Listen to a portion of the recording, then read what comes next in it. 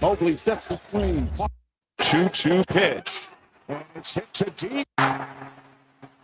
It's carrying. It's done. It's done. 2-2.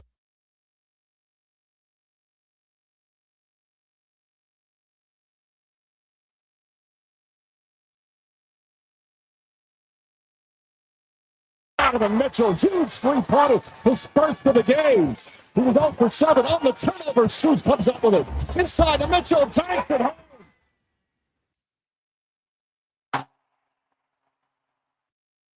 It's Donovan Mitchell, huge three-pointer, his first of the game.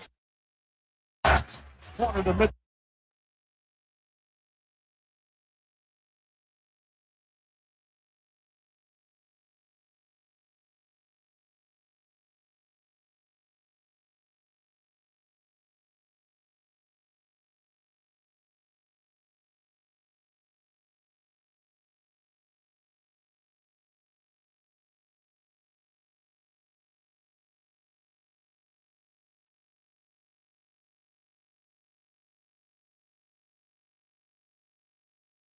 Visit greendrop.com and we'll see you out there.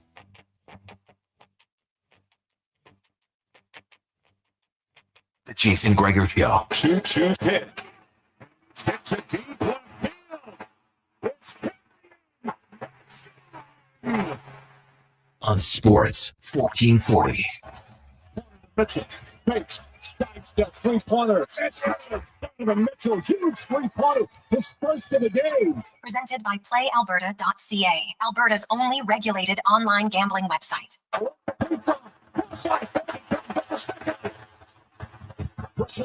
Into the Minnesota zone, it's Peaches.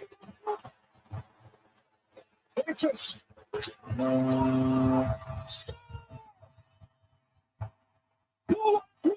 The Avalanche move on.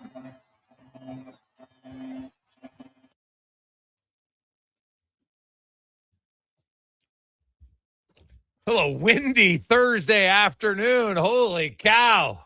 It is gusty out there. How are you? And welcome to the Jason Gregor Show on Sports 1440. Sports1440.ca, YouTube, Facebook, X, Instagram, Twitch. Thanks always for listening. Thanks for watching. As always, brought to you by PlayAlberta.ca, Alberta's only regulated online gambling website. And you know what it is? Thursday, the Daily Grand, your chance to win $1,000 a day for the next 20 years. Total of over $7.3 million. Pretty good way to wake up every day. Ka-ching. G-Note. That would be pretty good. So get in at PlayAlberta.ca. Man, we got a loaded show for you today. TR will be by. We'll hear from Landon Ferraro, Spec, DVD. Stan Bowman, of course, is the Oilers' worst kept secret in sports. That Chris Knoblauch was going to be relieved of his coaching duties, and now the Oilers are in search of another head coach. Stop me if you've heard that before. The Oilers are looking for a new head coach. So who knows? Maybe the next one will be the magic mixer. Not sure it's that easy, but nonetheless, good coaches do help. There's no debate on that. And but players got to buy in. You got to play the way the coach wants you to play, and then play for each other. And we're going to talk to a guy who's definitely doing that right off the hop of the show, as he is leading his team in scoring, averaging 1.5 points per game in the playoffs. As we get to our big guest of the day, brought to you by Silent Ice Center. And hey, speaking of big guests, how about Gene Simmons in person coming to the Silent Ice Center? You want to get your tickets? SilentIceCenter.com to see Mean Gene, as we are joined by the number 1 overall pick in the 2010 NHL draft, and he is now leading the Carolina Hurricanes with 12 points in 8 playoff games.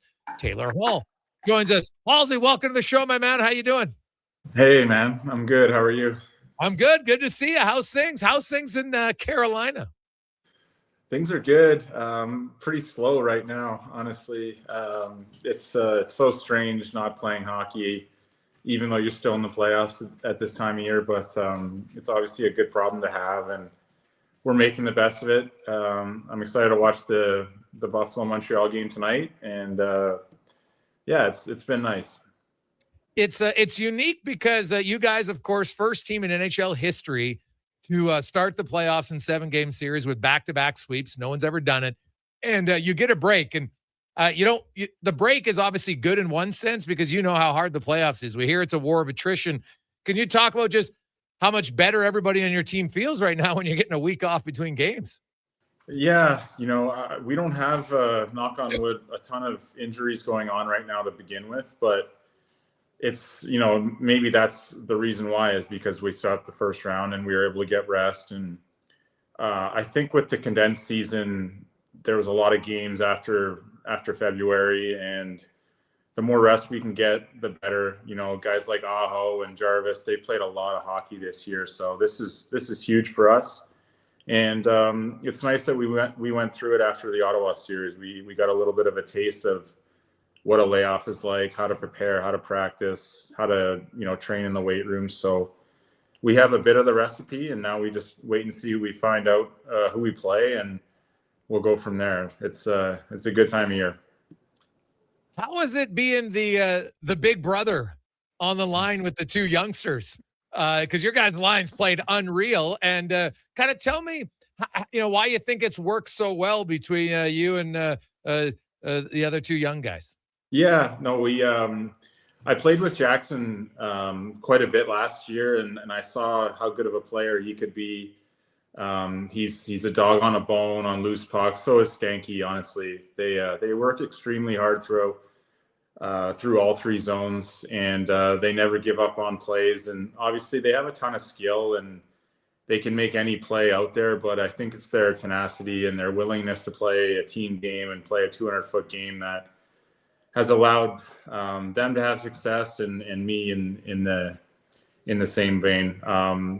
We've had a lot of time together, and I think when you play with guys for months at a time, you start to get chemistry, whether it's off face-offs or in the D zone or in the offensive zone, and just mannerisms when they get the puck. I have a feeling that I know what they want and what they're going to do. So hopefully we can keep this going. It's been great through the first two rounds, and honestly, through the last 3-4 weeks of the regular season, we were humming pretty good. So we got to keep that going. Taylor Hall joins us, and Taylor, obviously you and I met many years ago back when you were drafted for the Oilers, and obviously we're pretty good friends, and talk. I see you kind of evolved, to a dad now with two kids running around. I can hear them in the background. That's awesome. Yeah, can you hear that? Just a little bit, but that's great. I like the ambient noise. It's always good. The kids are having fun. I was reading an article, and Stan Colvin was saying, man, like when I was 7, I was watching Taylor Hall, and I was a huge fan. And it's kind of funny how hockey, like you're 34, which in the real world is not old at all, but in hockey circles, you get some guys who are 22 and 23. You have a lot of laughs. Maybe is it unique to kind of, you're kind of Sean Horkoff, who was to you when you came into the league a little bit. Yeah, it's full circle. It's cool. I think it's a badge of honor to be playing this game, at 34 years old. I want to keep playing, and these guys, they keep me young.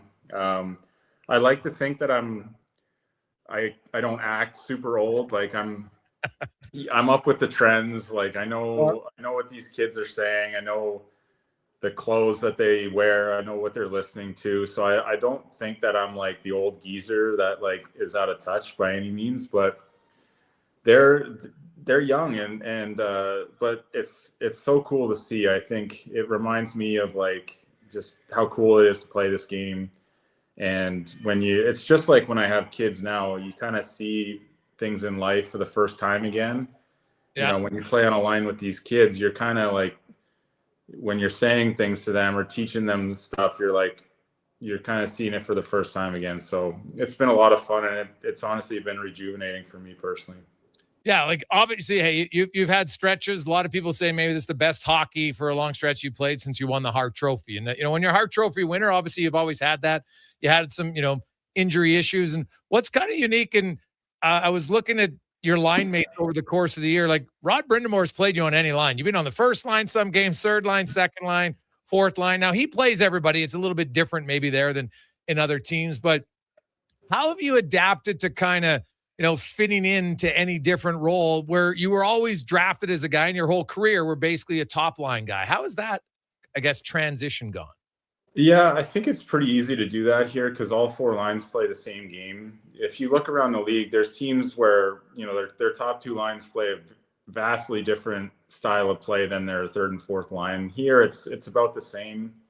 And you're going to play with every D pair. So it's not too hard. I think everyone's bought in here, and it's about the team, and whatever line you're on, that's your role for the day. And it could change. Like I played on the fourth line for probably 30 games this year, and I was fine with it. Like I would want to play more, but it's what the team asked of me. And I knew that if I got the chance, I better play well. And I have, so that's hockey as you get older. And for me, I just want to be on a winning team. I know that, it's not that easy to do these days to be on a consistent winning team. And I found one here, so I'll do anything to help the group. Taylor Hall joins us. So what do you guys do in practice? Because you don't know who your opponent is. You're going to watch the Buffalo-Montreal game tonight, and you know that whoever wins still isn't winning the series. They got to go another game at least. So do you do what are you guys focusing on in practice, or is it just kind of, puck touches, keep things sharp? What do you do?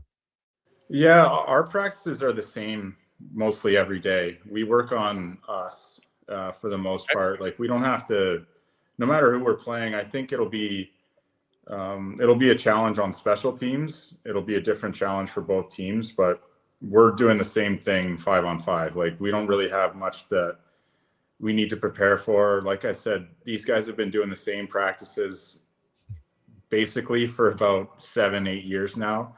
And it covers all the basics. We do battle drills, we do 3-on-2s, we do everything that you're going to see in a game, but we're always just worried about how we're going to play and our structure.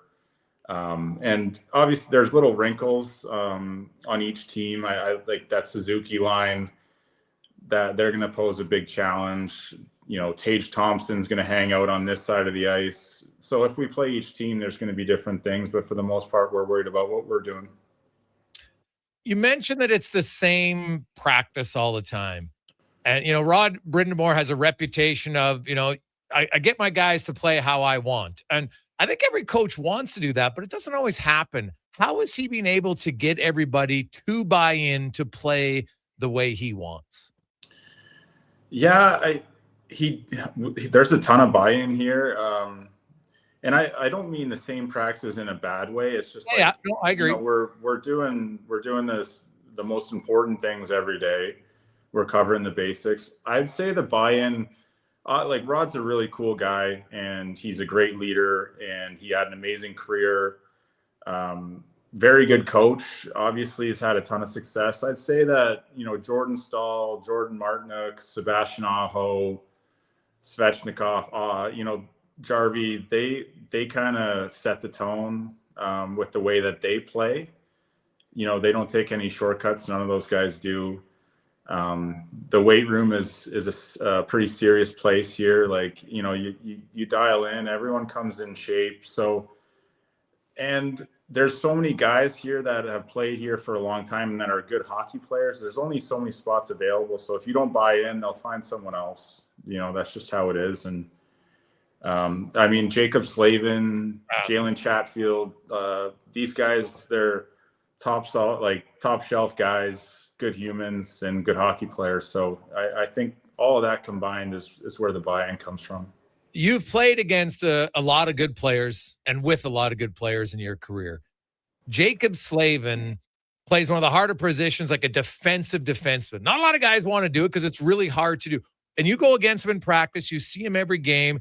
And now that he's been your teammate, what impresses you most about his ability to defend? I I think he's like the most unique hockey player in the league. Like his skill set as far as defensive awareness, his stick, his hand-eye coordination is incredible. I made a play through him on the power play yesterday, and like I can still remember it because it doesn't happen very often, right? Like what makes him unique is his ability to read plays. Like he's always in the right position, but he thinks the way that they do, and he knows, you know, where this guy is going to try and pass, where he's going to take the middle of the ice. And he has incredible hand-eye coordination. He's an incredible athlete. Like if you watch him play ping pong or soccer, anything, like he's good at everything. He's one of those guys. So I'm glad that he finally got his flowers last year at the Four Nations. Everyone got to see how good he is on a big stage, and that's obviously continued. I mean, you look at our penalty kill stats, Freddie Anderson's a huge part of it, but Slavo's on the ice the whole time. He's incredible. Taylor Hall joins us. Carolina Hurricanes patiently or maybe impatiently waiting to see who they'll play in the Eastern Conference Final. This is your second year with the Hurricanes. You guys made it to the Eastern Conference Final last year, and obviously it's great to get there. But how do you feel your team is maybe different this year that you can take that step that the organization struggled with and get to that Stanley Cup final? I think we're deeper, we're faster, and I think, not having to play Florida, they're a tough group and they're battle tested, and they, I think, taught us a lot last year on how hard you have to be to play against, and just how much of a battle you have to make it physically, mentally. Those guys were the champs for a reason. I know I did. I looked at them, and they don't take a shift off. They're physical. Every guy on the ice is physical. Like if you think you're going to get hit by one of their guys on their team, you're going to get hit. He's not just skating by you. And playoff time, that's how you have to play. So we're definitely a tougher team to play against. We're deeper this year. Our power play during the regular season was a lot better than it was last year. So I think you add up all those things, along with Freddie playing the way he is. That's why we're here. You mentioned the physicality. Like I've seen you deliver some big hits, and you've never shied away, but you weren't necessarily a guy who was running over guys. You've ran over guys in the playoffs. Is a lot of that strictly from saying, "Hey, we gotta have a mindset like Florida, where you don't just hit guys, you try to run them over"? I've taken that from them, honestly. Like there wasn't a guy in their team that wasn't going to finish you and make you pay the price for having the puck on your stick last year, and they weren't trying to hurt you, but if that happened, they weren't exactly like mad about it, right? So they're dogs, and I think the league is a copycat league. It happens every year. The teams that win, you saw Tampa trying to be tough all year long because Florida beat them a couple years. So, physicality is just a part of the playoffs, and if we're only, you play against a team 4 times in a week, if you can get a few good licks on a guy, it's hard to play against, and guys this time of year aren't necessarily the healthiest. So it's fun to be physical. I weigh a few more pounds than I did when I was in Edmonton, so I got some corner weight behind me that's fun to play around with. And my line mates aren't the biggest guys, so I need to be someone that creates a little bit of space out there. I know you're always, even when you came into the league, you like watching the games. You like, seeing what other teams are doing, seeing what other players are doing. So when you sit down to watch the Montreal Buffalo game, how much of it is, relaxed, or like, are you taking notes? Like how in depth are you watching the game tonight? I'm just watching. I think if we're like playing them tomorrow night, I might, write a couple things in my phone, but I'm watching the game. I'm watching to see, how certain defensemen break the puck out. I'm watching to see if they do anything different at the blue line when they have the puck. Like when I'm going out to a defenseman, I know Lane Hudson's going to try and shake me, but how is he going to do that? So there's all those different type of things, how their penalty kills, how they do it, how do they forecheck up the ice, those kinds of things. But I'm not writing those down. I'm just more making a mental note, and our coaching staff's going to dial us in on everything we need to know. But just on an individual player basis, it's fun to see guys how they play. If you watch them 3-4 times, you kind of get a handle on how they play and the spots on the ice they like to go, et cetera, et cetera. You mentioned your team's penalty kill. You guys are the most penalized team in the playoffs this year, and you're undefeated. Your penalty kills been great. You talked about having a mentality as a group that you guys maybe wanted to be more assertive and aggressive. And if it leads to the odd extra penalty here or there, you have confidence in your penalty kill. And you're on the power play mainly, but you look at your penalty killers and everybody sits in that room. And the older players told me in 24 that they were so confident sometimes in their penalty kill. Hey, we don't care if someone takes a penalty, we'll kill it off and gain momentum. Is that how confident your group is right now, that you don't want to take a stupid penalty, but you're okay with an aggressive penalty? I think we're at that point. I mean, we've taken, I think, 4 too many men penalties. We've taken like 3 over the glass. So okay. I think that contributes to maybe why we're so penalized, but we're playing hard games. Like, we're bringing teams into the fight with us. And yeah, I mean, our penalty kill, I go against it every day in practice. It's not easy, but it's made our power play better having to go against them in practice. So yeah, I think we've had so much consistency with guys on the penalty kill year over year that, a lot of times they create more chances than the power play does, especially in the playoffs. If they can get a handle on how a power play likes to operate, our PK is pretty dialed. So Taylor, obviously you've had an amazing career, and the way you're playing, you got many years left, but you're into the playoffs now, and everybody knows what the goal is. You're halfway there. How do you get away from it? Is it being a dad? Is it easier now for you when the playoffs are on? Like, you come home and your kids, hey dad, you know what? Play mini sticks or whatever it is with your kids. Do you find it easier to not get caught up in just like the pressure and the stress of the playoffs? I do. I think just being in the playoffs year after year, you get more comfortable with it. And, I don't put a lot of pressure on myself these days. I think that's been a good part of it. Our team is such a group effort that I know I don't have to have like a 9.5 out of 10 game for us to win.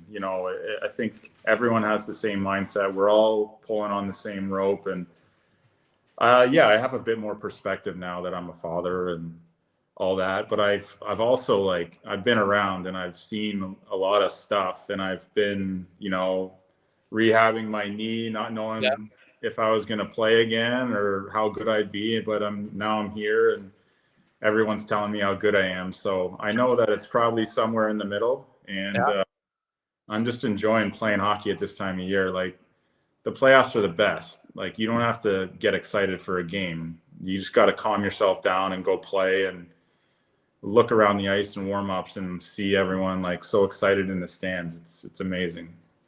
How excited, how would you rate Rachel as a fan in the play? Like, is she intense? She's got the jersey on. How is she as a playoff wife? She's good. She sometimes it's not like another wife will host the game and Rachel's like, I want to go, but they need to have the volume on. I need to be able to pay attention. I got to be dialed in. Yeah.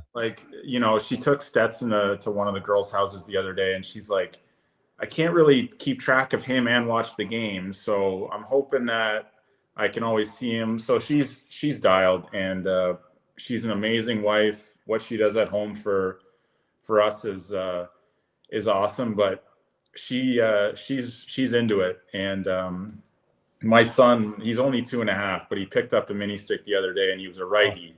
Okay. So she's over the moon because she was right-handed, and I think she'll be a bit of a crazy sports parent at some point in time.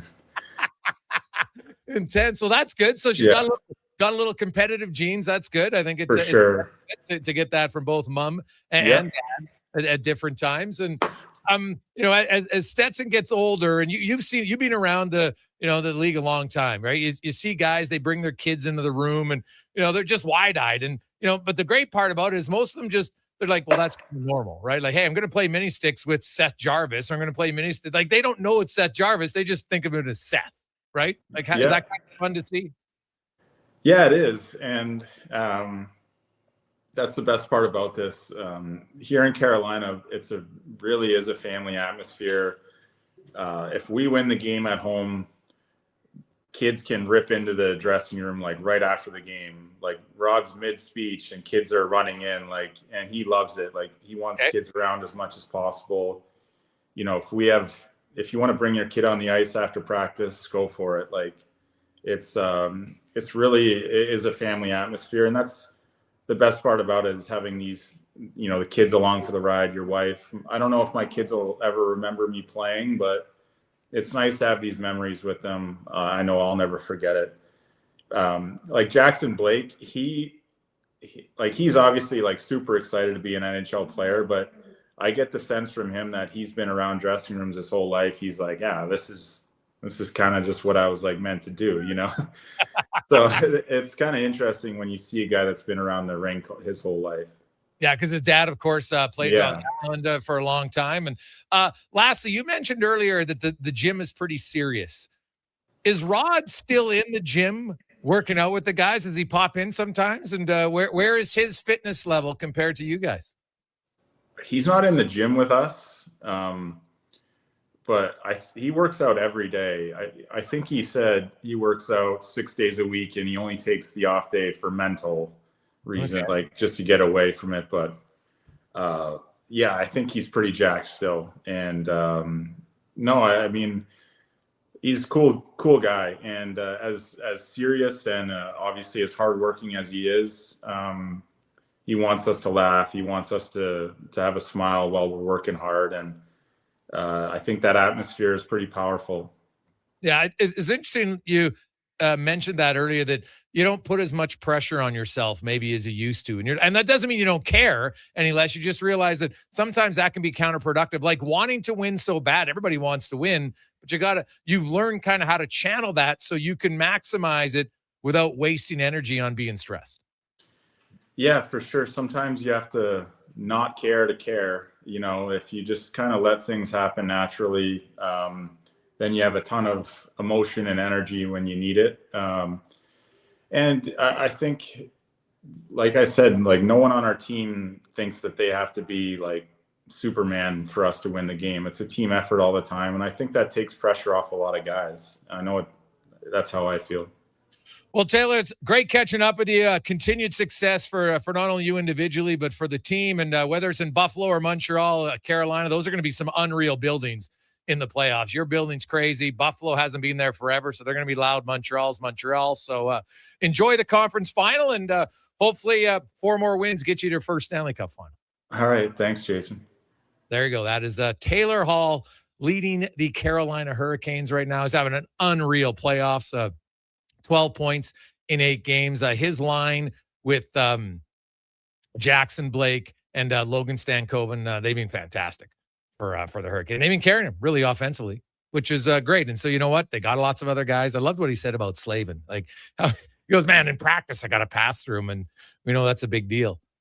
And you watch Slavin. It's hard, I think, to be an elite defender because you've got to be able to read and think like the elite offensive guys to stop him.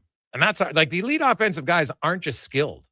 They're very smart as well. And so Slavin, I think, matches that intelligence on the defensive side. Take a quick break.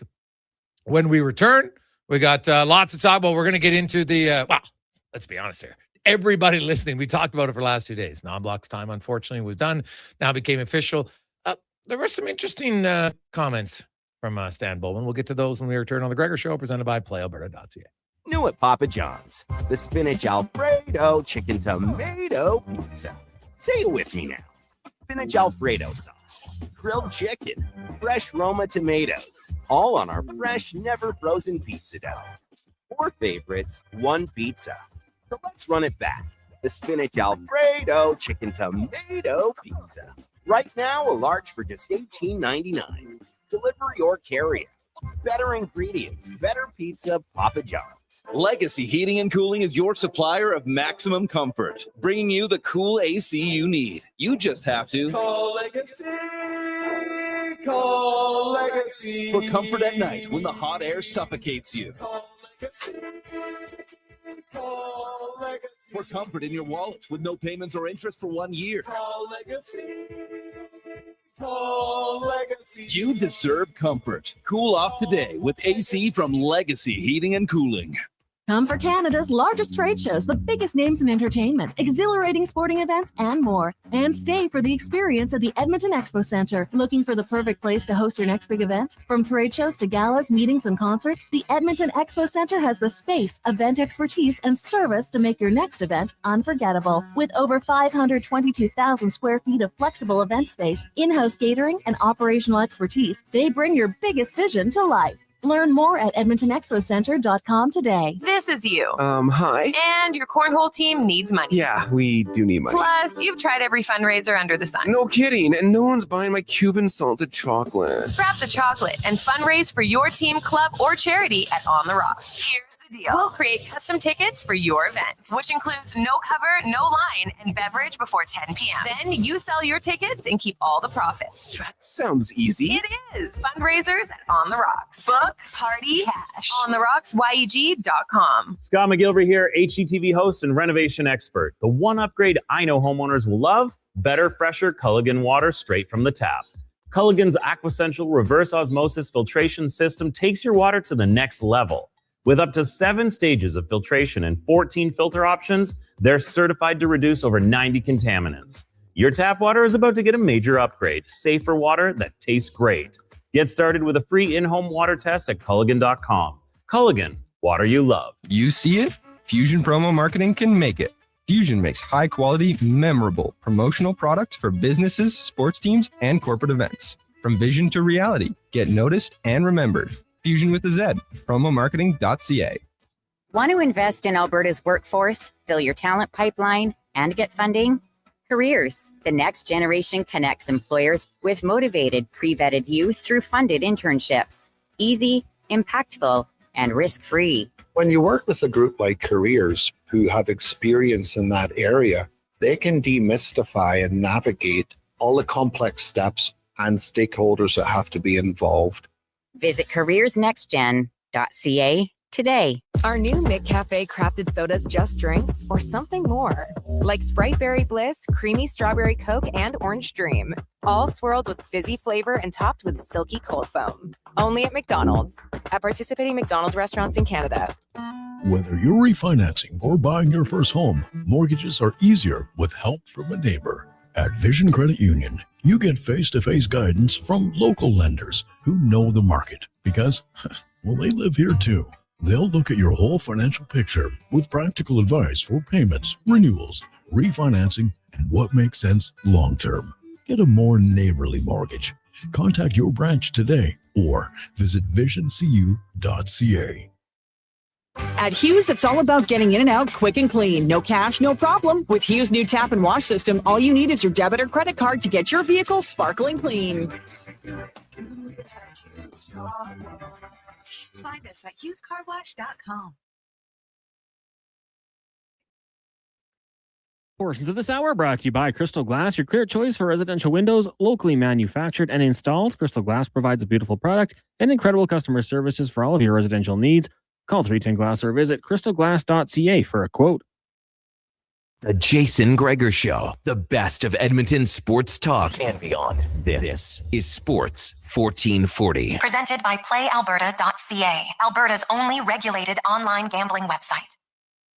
Now, for answer number 1.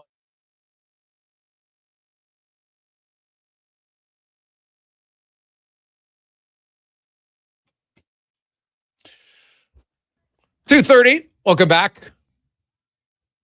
Thursday afternoon, Jason Gregor Show, Sports 1440, sports1440.ca, YouTube, Facebook, X, Instagram. Thanks as always for listening and watching the show. Of course, it is the start of the PGA Championship, and the leaderboard starting to get some names. Lots of people at 3 under. Currently a 7-way tie at 3 under par. So there's no one really at all who's running away with it. Maybe the most interesting one is Garrick Higo is 1 under, despite, and we'll get into that stats of the day. Higo did something that I can't remember seeing in a major in a long time. But I guarantee you that all of you that have golfed, you have a buddy. And from now on, you're just going to call him Higo. That's what you're going to call him, because without question, you have a Higo in your group of golfing buddies, without a doubt. So we'll get to that. 833-401-1440. 833-401-1440 is where you can always text us your thoughts. Elks continue on at training camp. Today, back in the pads, physical day. We'll talk to Declan Kruger a little bit later on in the show about what went down on day 5 of camp. We'll go through the weekend. And, of course, fan day is Monday. And then they start getting set for some real action. Next Saturday is their first preseason game.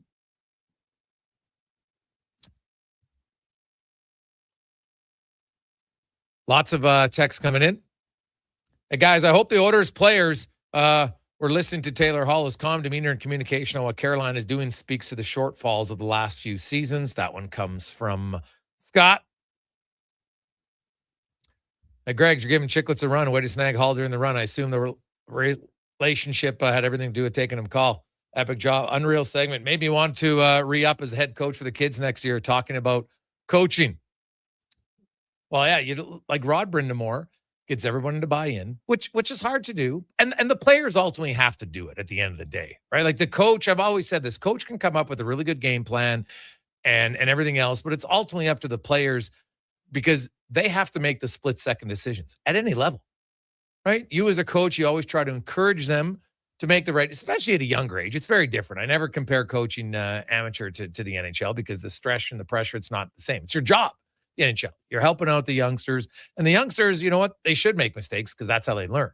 Now, the NHL players will still make mistakes at times, but usually if you're an NHL guy and you keep making the same mistake over and over, eventually you get some of your ice time reduced. Usually, right? When it's the same thing over and over again. So we'll see. Now, Chris Knoblauch, he got fired before his 3-year extension kicks in. And I'm like, I got to think back. And I'm sure there's a coach who got an extension, before the season began, and before it kicked in, he got fired. Knoblauch would not be the first coach in history to have this done, but it is rare. October 3rd, he signed a 3-year extension, which doesn't begin until this July. So Chris Knoblauch, he'd rather be coaching, no question. No one likes getting fired. Even though you get paid, you don't like getting fired. Everyone's like, oh, I don't feel sorry for him. He's getting paid. Well, money doesn't cure everything. Sure, it softens the blow, no question. But you're hired. That's the job. You want to be coaching. No question. So Stan Bowman today first was asked, you sign a coach to a 3-year extension in October, but before it even begins, you fire him.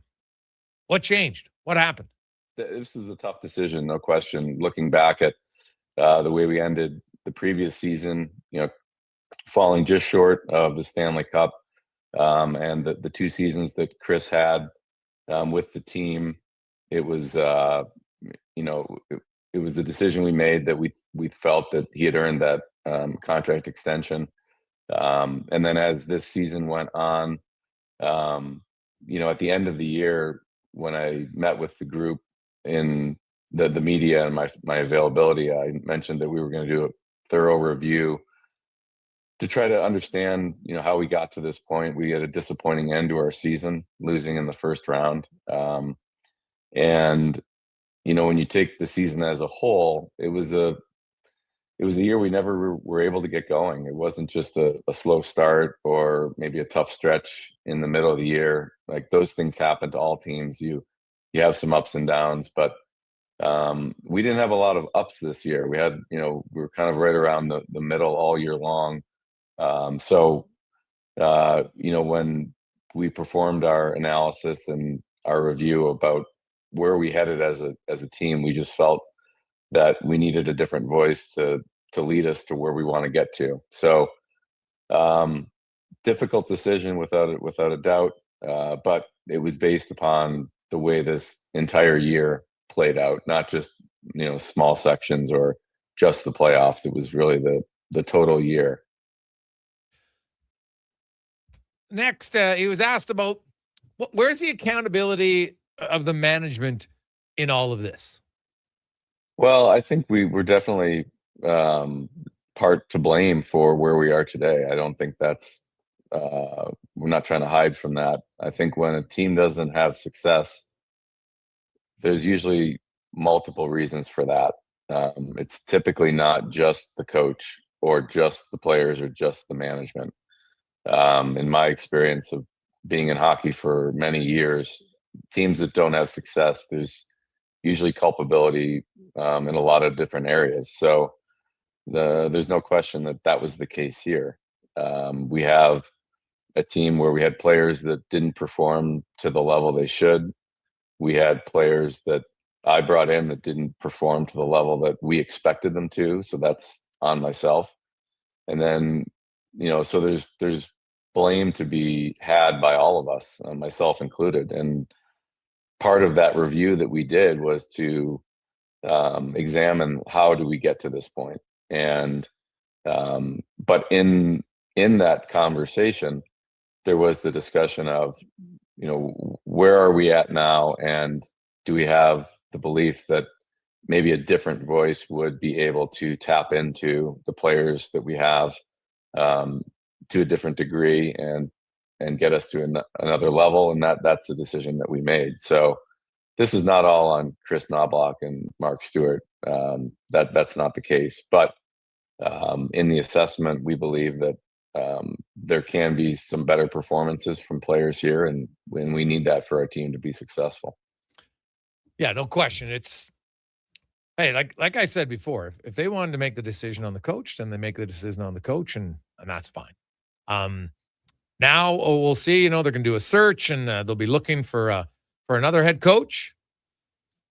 I think most people have a sense of who's going to be one of the leading candidates in Bruce Cassidy, from what he's done as a coach, success he's had, how he coaches. It's going to be different. Edmonton's last two head coaches were guys who did not have NHL experience, and they both had success to different levels. Chris Knoblauch got to Game 7 of the Stanley Cup Final, then to Game 6 of the Stanley Cup Final. He did pretty damn good. Like, there's not the list of coaches in the NHL who have coached a team that went to back-to-back Stanley Cups is pretty short. So I would think that in the future he'll get another opportunity to coach. But Bruce Cat, I don't think that the next head coach of the Edmonton Oilers is going to be someone who doesn't have experience. I really don't. I think there's a massive amount of pressure around the Oilers. And so I asked Stan Bowman, about the next hire and what they're looking for, and maybe it will be different. I think we weren't able to build a consistent game this year. There were times when, I guess the one consistent thing was our power play throughout the year. That was consistently good, which is that was a strength.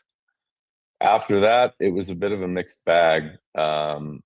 I think we had elements of it. There were times we showed that we could be a strong defensive team, but it was very in and out. There were times when we could score a lot of goals, but there were times when also we struggled to score early on. So there wasn't anything that was able to be a foundational piece beside the power play. And I think that's what we need more. Like, you need to have sort of your hallmark as a team that you can, when things do start to slip a little bit in a season, what's your baseline that you can always go back to?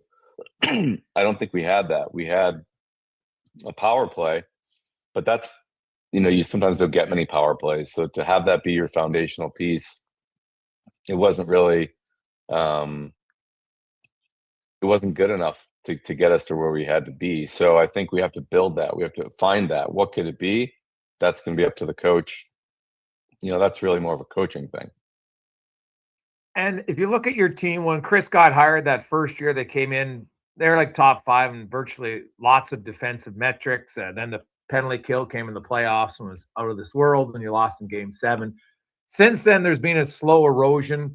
There's stretches where the team can play good defensively, and a lot of times And Draisaitl and McDavid and others even admitted that their focus isn't there. So how are you certain that a new coach can last in that? How much of it comes from the players within to need to be better committed defensively as a group? Well, you're right. At the end of the day, the coaches aren't on the ice. The players are on the ice doing it. So, yes, it's true that, but part of it is how can you, whether it's hold them accountable or how can you enforce that to a greater degree so you get more, whether the word is compliance or you get more consistent performance. Because, yeah, at the end of the day, it is the players who are jumping over the boards and making things happen or not. So when they've shown they can do it, but they don't always do it, then the question is, well, how can we get there? Is it, you could say, well, then you just change out the players. I guess that could be one approach. But the other approach is, can you find a coach that can, get the most out of those guys? And I think that's what we're looking for. And one last one quickly. This group, the players, they desperately want to win. Everybody around the league knows that. Does the internal pressure knob at times need to be turned down? That, if you're striving so bad to get to the Stanley Cup, that sometimes you get misguided in how you go there.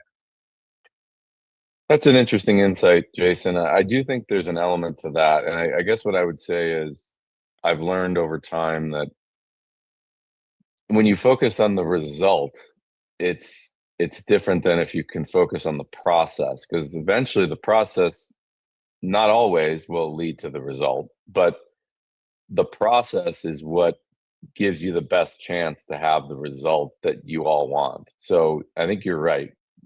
It's no secret how desperate this group that's been here is to winning. Like, they want it. They're so driven. But I think when you're focusing just on that last step of the process, then that's not the best way to do it.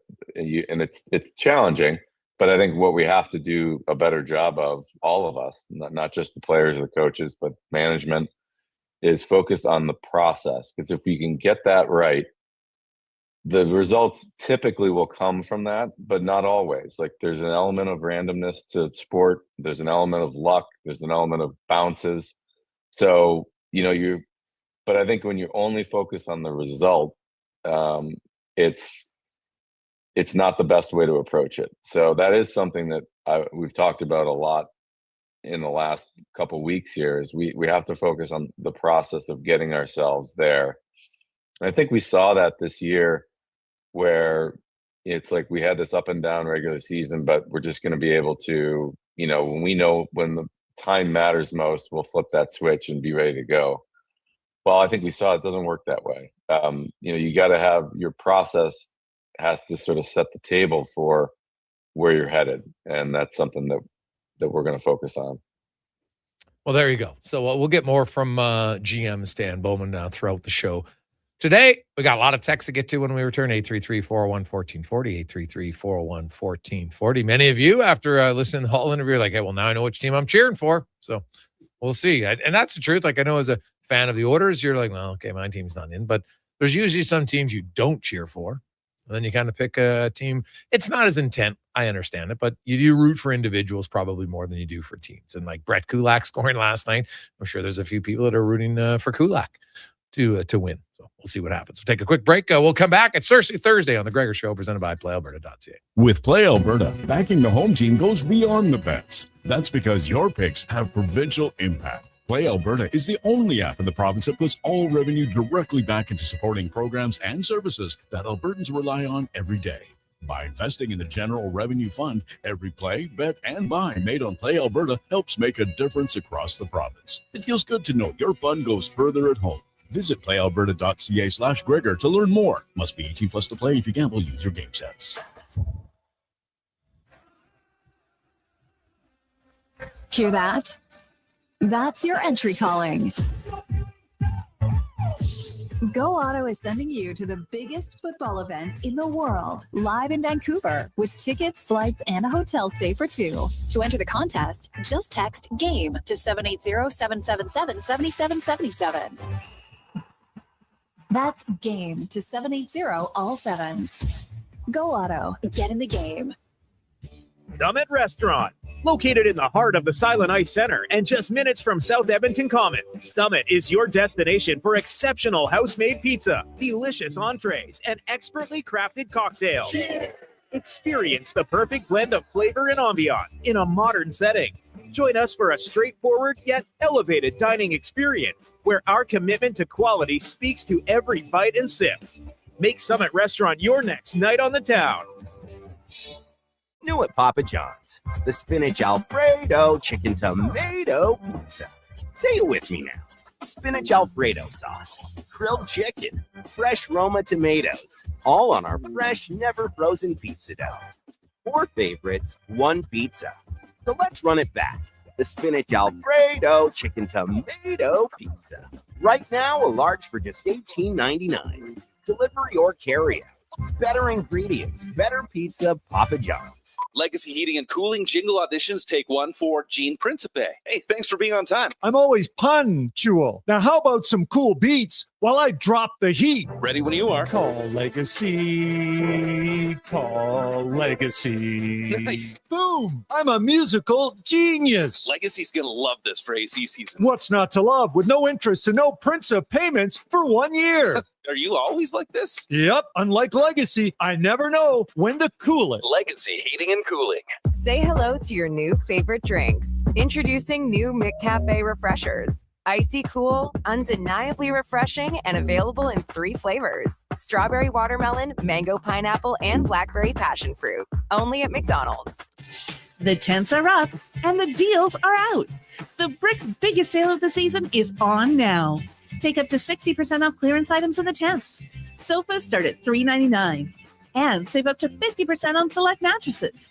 Get a sofa, coffee table, mattress, bed frame, and dining set, all for less than $1,500. Only at the Brick's tent sale. See in store for details and exclusions. The Brick, saving you more.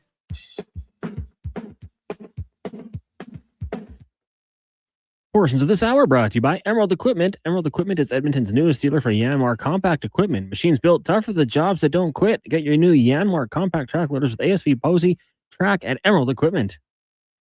The Jason Gregor Show, the best of Edmonton sports talk and beyond. This is Sports 1440. Presented by PlayAlberta.ca, Alberta's only regulated online gambling website.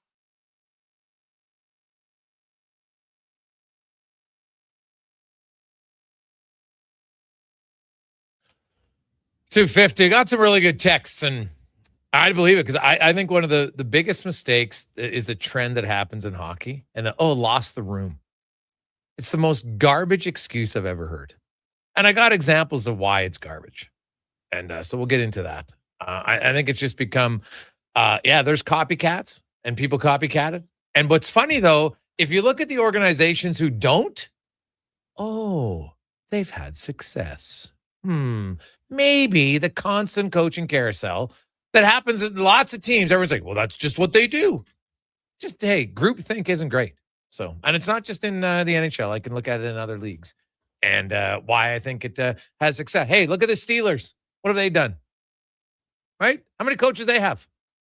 Did their players, does a coach, how come their coach doesn't lose the room? Are they all just magically the greatest coaches of all time? What about Mike O'Shea? Remember, everybody's like, get rid of Mike O'Shea. Get rid of Mike O'Shea. Hasn't done anything. They didn't do it. Didn't make the playoffs his first 4 years. Well, that's not true. He didn't make the playoffs his first 2 years. Then he didn't win a playoff game in his next 2 playoff years. Then he won 1 playoff game his 5th year. And everyone's like, get rid of the coach. They didn't. Then they went to 5 straight Grey Cups. So, most other teams, most other leagues, haven't had success in 3 years. Fire the coach. Fire the coach. Not great. Anyway, it's Thursday, and it's a Thirsty Thursday, brought to you by Sherbrooke Liquor. 2 locations, the OG, St. Albert Trail, 118th Avenue, and on the south side, 50th Street, 98th Ave. If you are looking for wine, beer, cocktails, or you don't like to drink, You like tasty non-alcoholic beverages? They got the best selection in the city at Sherbrooke Liquor. And David Owens joins us once again, and a little May long weekend theme for a lot of people. They go camping, the diehards. Like, not me. I'd never camped on May long. It's too risky. It's too risky. You can have lots of issues. So I don't do it. But Dave, how you doing? Yeah, I'm fantastic. I am not camping this weekend. I have camped many, many times in the May long, and it's also usually my birthday weekend. So I have golfed many, many times, and it's either 3 degrees and snowing, or it's 35 degrees and hot as Hades. Yeah, right. You never know. It's consistently inconsistent May long. Yeah. All right. Yeah. So now let's we're going to get into some we're going to start. We're having beer because lots of people like to have a beer on May long weekend. So yeah, so we've got we got we got a sixer we put together. So they're both stores are available right now. I think it's up on our website as well, and there's a blog post coming about them also right away if you miss it and haven't seen this whole piece. But we're starting off easy, right? Bruce Smith Easy Living Lager. So this is your uncle's lager, right? The guy that drinks Coors all the time or whatever. He has a bit of this. He's like, oh, hey, it's just smooth. It's super easy. That's like the introductory beer that it's not going to offend anybody. It's not too hard. It's not overly strong. It's pretty simple. But it's got a really nice clean. So it's a Hell. Very good. Actually. It's a Hell's. Yeah, no offense to Coors. Well, I know, but it's a Hell style lager, right? So you're getting a very German style. Ooh. And the Hell's lager was born in Germany in Munich in the 1890s or so. They were trying to compete with those Czech pills. And so they were just looking for something that was a little bit, not quite as hot, spicy and so on, but something that was just still crisp and clean and easy to drink. So here's where you get the Hell's lager out of it. Okay. And it's actually got some great flavor to it. Wow. It's pretty good. Off clean. Very simple. It's very good. Now the next one, is this Katrina and the Waves? Is that what this is? Oh yeah, honor the of next Katrina one, and the Waves? Katrina and the Waves. That's right. Yeah. So this name comes from that, right? Do you remember what year that was? Walking on Sunshine. That's I'm right. going to guess like 86, 7. Ooh, really close. Yeah, 1985. 85. All right. Oh, Okay. fantastic. This song was written about 15 minutes also. But this is an orange wheat ale. And it, That's a very different tasting beer. Wow. Yeah, and it's usually the wheat that does that, right? And usually the wheat's a little bit cloudier than this too, but yeah.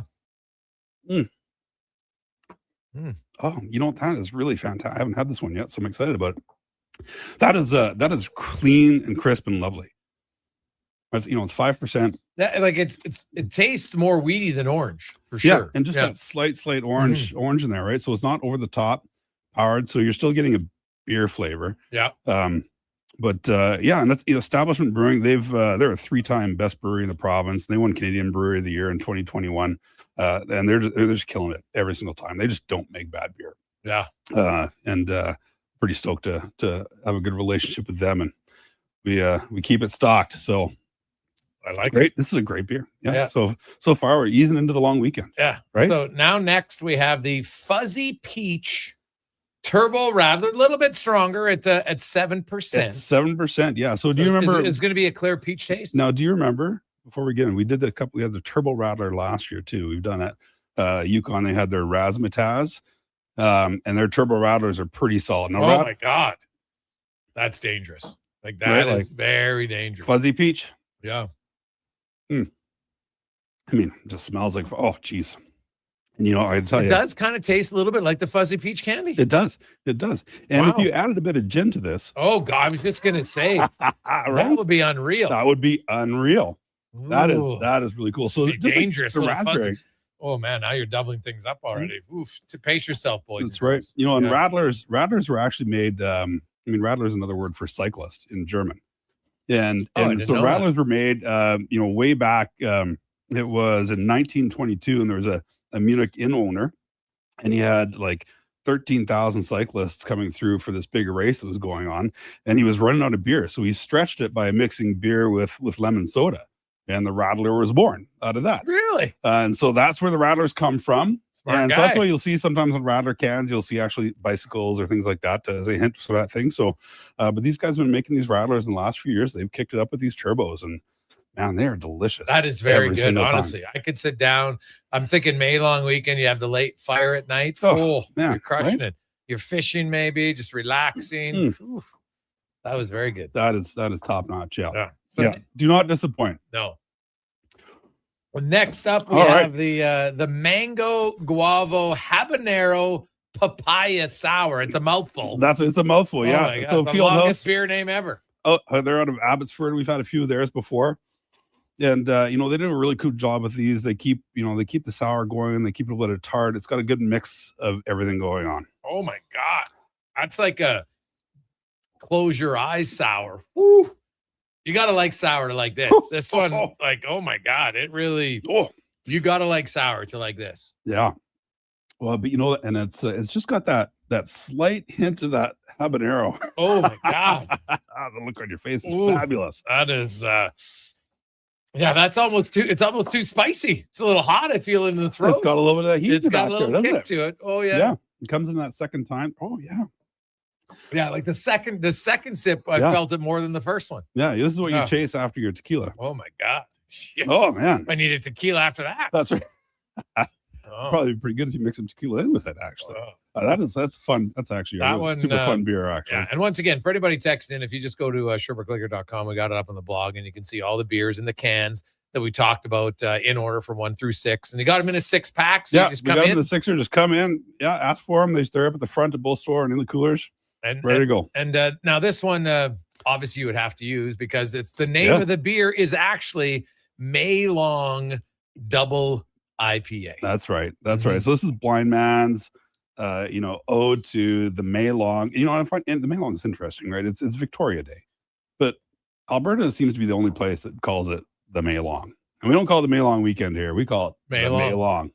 And so you got this May Long IPA. It's a double IPA, so we're 8.8%. So it's a little bit hefty. Oh, jeez. But you're going to taste this, and you're going to be surprised that it's 8.8.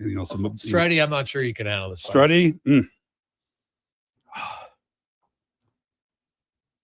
For 8.8, that's not hard living. That's not hard living. Yeah. Like it's definitely that it's a little bit stronger of a beer, but it's not one that just like punches you in the throat. Like, oh my God, it's because sometimes the high alcohol beers, they don't taste very good. Well, sometimes the alcohol really comes through. Yes. And this one here, it's like, wow, like I always, my technical term for this is, that tastes like another. And it's when you say it for the third or fourth time drinking, you're like, oh, that's the problem. Yeah, it's a problem. Yeah, but this is always a great beer. Awesome for as you worked your way through the day. You started with your easy lager, you worked up until the May Long, and so beautiful. Blind Man does a killer job with hop stuff. They've been doing it for quite some time. They're kind of the big hop people. Oh, that's Hans and Blind Man Brewery. Yeah, that's right. There we go. Exactly. The Hans. Yeah. Nice. Love Hans. And our last one today, last and definitely not least, is the 12. And that's an extra strong beer, 10%. But it looks like a stout. Is it a stout? Yeah, it is. This is a Imperial Stout. So this is Brasserie Saint John out of Quebec. I really like the can because it's got like a locomotive on it. 1201. Canadian Pacific, so a little bit of an ode to the railway. That's right. And the Sir John is an ode to Canada's first Prime Minister, Sir John A. Macdonald. That's right. So that's the name of the beer is Sir John? Yeah, and the brewery is Sir John. Oh, okay. The 1201 is named after a historic Canadian Pacific locomotive that made its last run through Lachute, Quebec. Oh, well, our producer, Brad, would love it. Of course, guy who has worked on the railway. So the 1201, Slater. 1201. Might have to go get one. Yeah, exactly. And it finished, that last run was 1981. Went through there. So this one here is a big beer. You know what? For 10% beer, it doesn't taste. It's not strong at all. You really taste. I've gotten into stouts. Yeah. A lot lately. Yeah. And there's a little bit of an undertone of chocolate. Definitely some chocolate in this. It's definitely conditioned with some cacao. I find when you get to these Imperials, they can either be really heavy on the booze coming through, or like this one here is just really well balanced in. And it's not hitting like that at all. And I find this has got a killer mouthfeel to it, right? So it's a little bit thicker than your typical, your typical stout or beer. And as you know, drinking more and more stouts, they're not that heavy, right? They're actually a light beer. It what's interesting about it, it's true, because for a lot of people growing up, Guinness, I can't drink Guinness. It's like eating a meal in a glass. And it's funny because I bought into that, and I don't know why. I never liked. Then I got older. I'm like, what? Yeah, but Guinness, it's like totally light. Now this is obviously a little bit heavier than a Guinness. Yes, but absolutely. Much more flavorful too. Way more flavorful. Yes. Yeah. And this is your campfire beer, right? Yeah. Holy cow, this is so good. It is good. That one, that's the end of the night. Have one, just relax. It's dark outside. The beer's as dark as it is without the stars on. Exactly. And then you're off to the tent. Yeah. Good night. And a good night. We'll see you tomorrow morning. Get up. First one up, make the eggs. Exactly. So I like it. Yeah. Perfect. Well, have a good birthday weekend. Yeah, for sure. I'm pretty stoked. You know, it's obviously usually I do some major barbecue or something, but this year a little quiet. So I might just sort of chill out at home and not too much. Awesome. Well, nothing wrong with that. Yeah, got some live music around the city this week. You can discuss with your friends who's going to be the next head coach. With everybody else. Yeah, exactly. Awesome. All right, man. Okay, well, have a great day. Yeah, you too. Cheers. That is David Owens from Sherbrooke Liquor. Let's get to Connor Halley and a Sports 1440 update brought to you by GoAuto.ca. Cars, trucks, vans, SUVs, best selection. They got over 15,000. Any color, any model, GoAuto.ca. The Sports 1440 update. 2 games tonight in the Stanley Cup playoffs, of course. Sabres and Canadiens from Buffalo. Puck up just after 5. That series sat at 2 games apiece. Meanwhile, the Ducks will try to stay alive at home when they hosted the Golden Knights at 7:30. Major League Baseball today. Finals. Pirates over the Rockies 7-2. The Reds beat the Nationals 15-1. Tigers fell to the Mets 9-4. And it was the Twins all over the Marlins 9-1. Right now, Mariners up on the Astros 8-3 in the 9th. And in the 7th, Cards lead the Athletics 3-2. Later on today, Phillies and Red Sox. Braves host the Cubs. Royals taking on the White Sox, and the Giants get the Dodgers. It's a congested the top of the leaderboard at the championship with Hawk Eater, Yeager, Minuli, Instituni, and Kamer all 3 under par. As for Canadians, Corey Connors currently 2 under, Nick Taylor even, Taylor Pentrith, and Sudarshan Ilmaraju both 2 over par. In the PWHL tonight, it's game 1 of the league final. Ottawa in Montreal. Puck drop set for 5. Coming up in hour 2 of the Jason Gregor Show, we will be joined by former NHLer Terry Ryan, and we'll ask 5 questions. I'm Connor Halley. This has been a Sports 1440 update. Sports 1440, a Stingray radio station broadcasting on Treaty 6 territory. Download the free iHeartRadio app and listen to CKJR wherever you go. Your protein drink should work as hard as you do. That's why Booster Juice is hitting the gym harder than ever, brother. Meet your new gym buddies, the Way Too Good and Green Gains Booster Mixers. 2 new ripped and refreshing menu options that bench some serious protein. Perfect for pre or post workout. Way Too Good and Green Gains Booster Mixers taste like motivation. So what are you waiting for? Let's go! Booster Juice. Canadian born, blending since 1999. Hi, Mike here from Northgate Chevrolet Buick GMC. No one's ever accused car shopping to be fun. I mean, think about it. Awkward standoffs to get a price. Let me go talk to my manager. Dealers asking for your credit card, then melting your phone if you say no. See, not fun. At Northgate, I promise you a different experience. We make it fun. And you will like us, I promise. 0% financing, a great selection of new and pre-owned units. So for some fun, stop in today. 13215 97th Street or visit us online at northgategm.com. You're in Northgate country. Legacy Heating and Cooling is your supplier of maximum comfort, bringing you the cool AC you need. You just have to call Legacy. Call Legacy. For comfort at night when the hot air suffocates you. Call Legacy. Call Legacy. For comfort in your wallet with no payments or interest for 1 year. Call Legacy. Call Legacy. You deserve comfort. Cool off today with AC from Legacy Heating and Cooling. Your weekend hotspot is at On the Rocks. Party with Edmonton's best bands every Friday, Saturday, and Sunday. And we got them all. From the Barkells to Tallboy, Radioactive, Curves, the Brute Squad, Morningwood, Roxilla, Punch Buggy, and more. Plus, the guy who keeps the party going every weekend. DJ Kenny K on the 1s and 2s, live. Get ready to have a good time this weekend. Your bar, your party. You're On the Rocks. On the Rocks. Jasper Ave and 118th. I'm Colin Livingston, president of Cantork. Cantork has always been a forward-thinking company, but now that we've turned 25, I can't help but take a minute to take a look back. Thank you to everyone that's been with us along the way. Looking for a solid 4x4 that checks all the boxes? The 2026 Jeep Compass is in stock now at St. Albert Dodge, and this is a great value, starting from just $36,900. It's a Jeep, so you've got 4x4 capability, plus features like an 8.4-inch touchscreen with Apple CarPlay, active lane management, a park view rear backup camera, and more. Over 30 in stock right now in just about every color you'd want. Head up the trail and see how easy it is to do business at St. Albert Dodge. Are new McCafe crafted sodas just drinks or something more?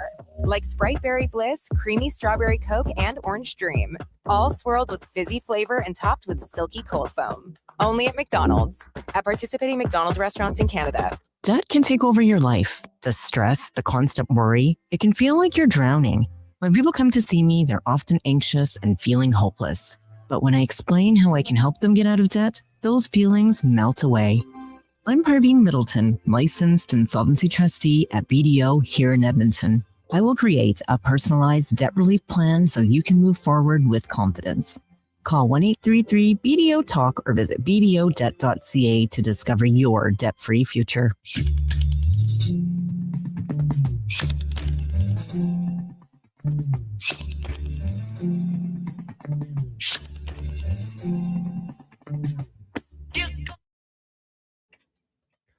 Portions of this hour brought to you by Leading Edge Physio. We treat pain and injuries head to toe and some other issues that might surprise you, like incontinence, vertigo, neuropathy, and cognitive issues. We invest in the technology, techniques, skills, and people that know how and what to fix. Life shouldn't hurt. LeadingEdgePhysio.com.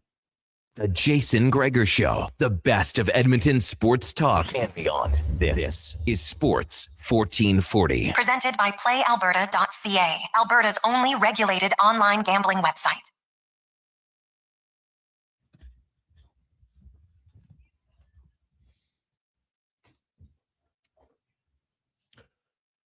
Just after 3 o'clock on a windy, man, be safe out there when that wind gets gusting right now. Like there's talking, it might get up to 100 kilometers. I can't ever remember. I hope it doesn't hit 100 kilometers, but that is no joke. So maybe when you get home, you might want to batten down the hatches at the old house. Flower pots, anything else that can get picked up by the wind. Now's the time to plan ahead because they're saying could be really, it was already gusty already this afternoon. And obviously, if it's going to gust that much, the highways could be a little bit treacherous this time. So take your time, be safe on the roads. Hope you all get home safe for tonight. It is the Gregor Show presented by PlayAlberta.ca, the Daily Grand, of course, our Thursday game at PlayAlberta.ca, and get in on the Jason Gregor Show odd specials tonight. We got a little Canadian Sabres action as well as the Ducks and a little Chris Kreider. And I will explain why later in our stats of the day, why Chris Kreider, I think, is a good play tonight. So that'll be coming up a little bit later on in the show. Probably the next segment, actually, we'll go over some of our stats of the day because there's some beauties to get to. And an interesting one involving Chris Kreider. But first, 833-401-1440, 833-401-1440. We'll get to a lot of text on the show. We also welcome in former NHLer, of course, former AHLer, ECHLer, also stars in Shoresy for Hitch. Terry Ryan joins us. TR, how you doing? When Lucy comes down, can you remind me? I got those up there. TR, are you there, buddy? I think you're whispering, but I'm not sure who you're whispering to. Maybe it's to me. Maybe it isn't. I don't know if he's. Can you hear me, Cons? I could hear him whispering. Was he talking to you off the air? I think he might have been talking to his daughter or someone else, but we'll try here. Okay, we'll see if he's there. TR, can you hear us now? No, he can't. Weird. He looks like a NASCAR. I could see him. He's got like his NASCAR attire on. It's unbelievable. Wait till he gets back on the show. He's got his yellow hoodie on, and it's, oh my God. I was like, is this a NASCAR? I love it. We might have to get one of those. Also, I do have to say we are in. There's a really good chance here that we're going to have a pretty cool Sports 1440 running shoe. Just so you know. So, shoe? Yeah, shoe. Whoa! Like some kicks. Nice. And some kicks for the hosts, and then we'll show them if any of our listeners want them. Well, they can go get them. Tell them how to do it. We're not going to make any money off of it.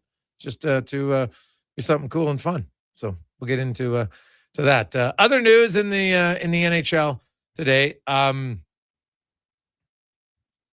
You look at Johnson is now in Vancouver for their the new GM job.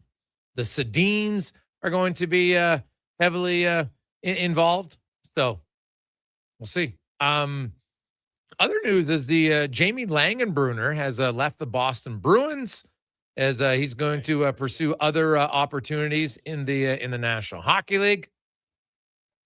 So I'm kind of curious to see. Henrik and Daniel Sedin are co-presidents of the Vancouver Canucks. Ryan Johnson is their the GM. I'll say this about the Sedins. The one thing they've done throughout their career, there's a few things. They didn't just put their name on events. They put their time in events.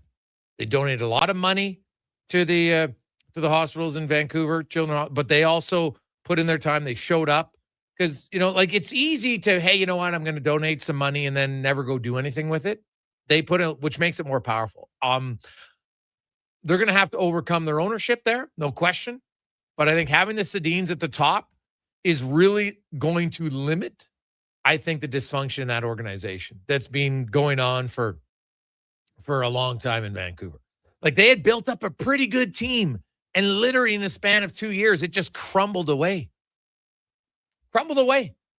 So we'll see with them and Johnson. Like, it's not going to be easy, don't get me wrong. Like, there's going to be some pain, but if I look at that organization, I just look at two human beings who a lot of times did things the right way. I think they're in good hands as far as just good humans. I'm a firm believer that if you have good humans, your chances of success overall become better long-term. So we'll see. As TR is back with us. TR, how you doing? Doing all right. I'm not sure what happened there. My computer went wonky. There's like 7 different places to have volume to. There's the app, the computer's got like 4 of them. I mean, I can't even tell anymore, but I don't know. Usually it works. Today it didn't. So it's all good, buddy. Now you were dressed on. I love that outfit you had on. It's like you're a NASCAR driver. It looked pretty sick. NASCAR. Well, I got these glasses.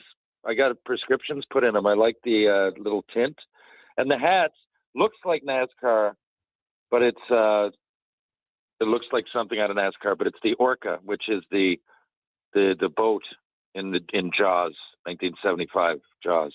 Okay. All right. I like that.